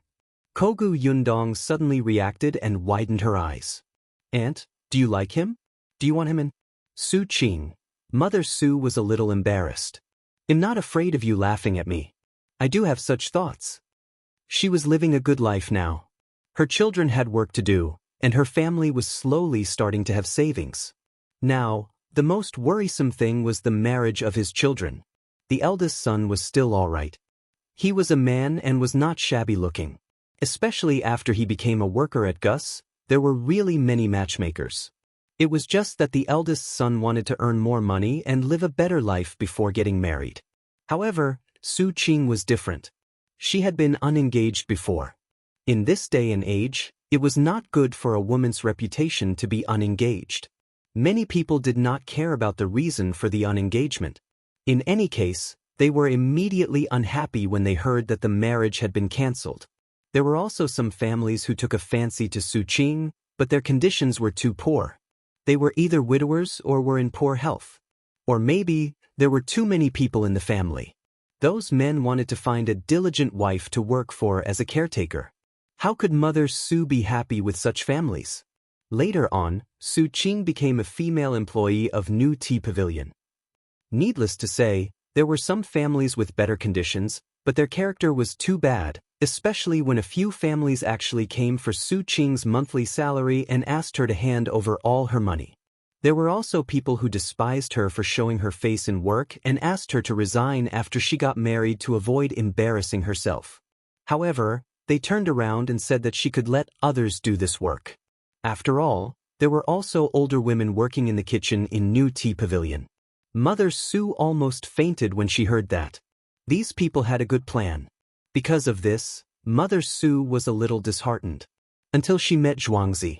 This young man had a sweet mouth and upright face. He also had a job. His family was simple, and his sister was also a female employee of New Tea Pavilion. He definitely wouldn't mind a woman working outside. The more Mother Su looked at him, the more she liked him. She felt that he and her daughter were a match made in heaven.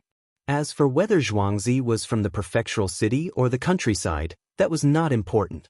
If you find any errors, ads pop up, ads redirect, broken links, non-standard content, etc., please let us know reports so we can fix it as soon as possible. Chapter 10-12. This bastard is Heartless. Gu Yundong was a little stunned. She had actually taken a fancy to Zhuangzi? The question was, why did he come to ask her? Although she was the boss and had always been a woman of her word, she was not married yet. She was really just a girl. Gu Yundong felt wronged. Seeing that she was silent, Mother Su asked softly, "Boss Gu? Is there anything wrong? Or is Zhuangzi actually married in the countryside?" "No, he's not married." Gu Yundong hurriedly shook her head. Mother Su heaved a sigh of relief. "Boss Gu, I haven't told anyone about this, not even my parents. I want to ask you first to understand what kind of person Zhuangzi is." "What kind of person was he?" Gu Yundong thought for a moment and decided to give Mother Su a heads up. Zhuangzi is indeed a good person. In the beginning, he was a worker at Gus in my county city. It was because he did a good job that I transferred him to the prefectural city. But there's something I have to make clear to Auntie first.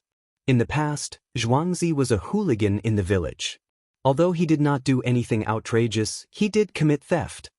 Gu Yundong was not sure if Mother Su would mind this matter. If she did, then this matter would be over. Mother Su was indeed stunned. A hooligan? She had never thought of this, much less expected it. Source. Com, updated on. Kogu Yundong did not hide anything. She also explained the reason why he was a hooligan and his changes and efforts over these days. Mother Su lowered her head and remained silent for a long time. After a while, she raised her head again and said, "If that's the case, he became a hooligan for his parents and sister. Now that he's better, he's motivated now. The past is in the past. Moreover, from another perspective, he's a person who values relationships and loyalty. He cares a lot about his family and protects them in his own way." Gu Yundong was speechless. How could that be understood? Was Zhuangzi really someone who valued relationships and loyalty? However, Mother Su felt that it was impossible for people to be perfect. She did not know anything about benevolence and righteousness, but a man who was good to his family was responsible. If he knew how to be filial to his parents, dote on his sister, and work hard to earn money, he would treat his wife well in the future. They were all small fries. It was enough that they could protect their small family. At this moment, Gu Yundong actually felt that Mother Su was extremely smart. But what if Zhuangzi, that bastard, focused on developing his career? He did not seem to have thought about marriage. His goal was to be a shopkeeper and reach the peak of his life. This bastard had no feelings. At the thought of this, the veins on Gu Yundong's forehead twitched. After a while, she said, "Since Auntie thinks that Zhuangzi is a good person, I'll go back and figure out his intentions. If he's interested, I'll get him to find a matchmaker to propose marriage. If he still doesn't want to get married, well, pretend that we never talked about this. What do you think?" Mother Su immediately smiled and nodded. "Thank you, Boss Gu." Gu Yundong waved her hand. "There's no need. They're both my shop assistants. I'll be happy if something good happens to them. Just don't ask me to be a matchmaker next time, will you?" She was really not good at this. Gu Yundong secretly wiped her sweat and left the Su residence with Tong Shuitao. After getting into the carriage, she collapsed inside. Tong Shuitao looked at her in surprise, paused and asked softly, "Miss, are we going to Gus to look for Zhuangzi? If you find any errors, ads pop up, ads redirect, broken links, non-standard content, etc. Please let us know reports so we can fix it as soon as possible."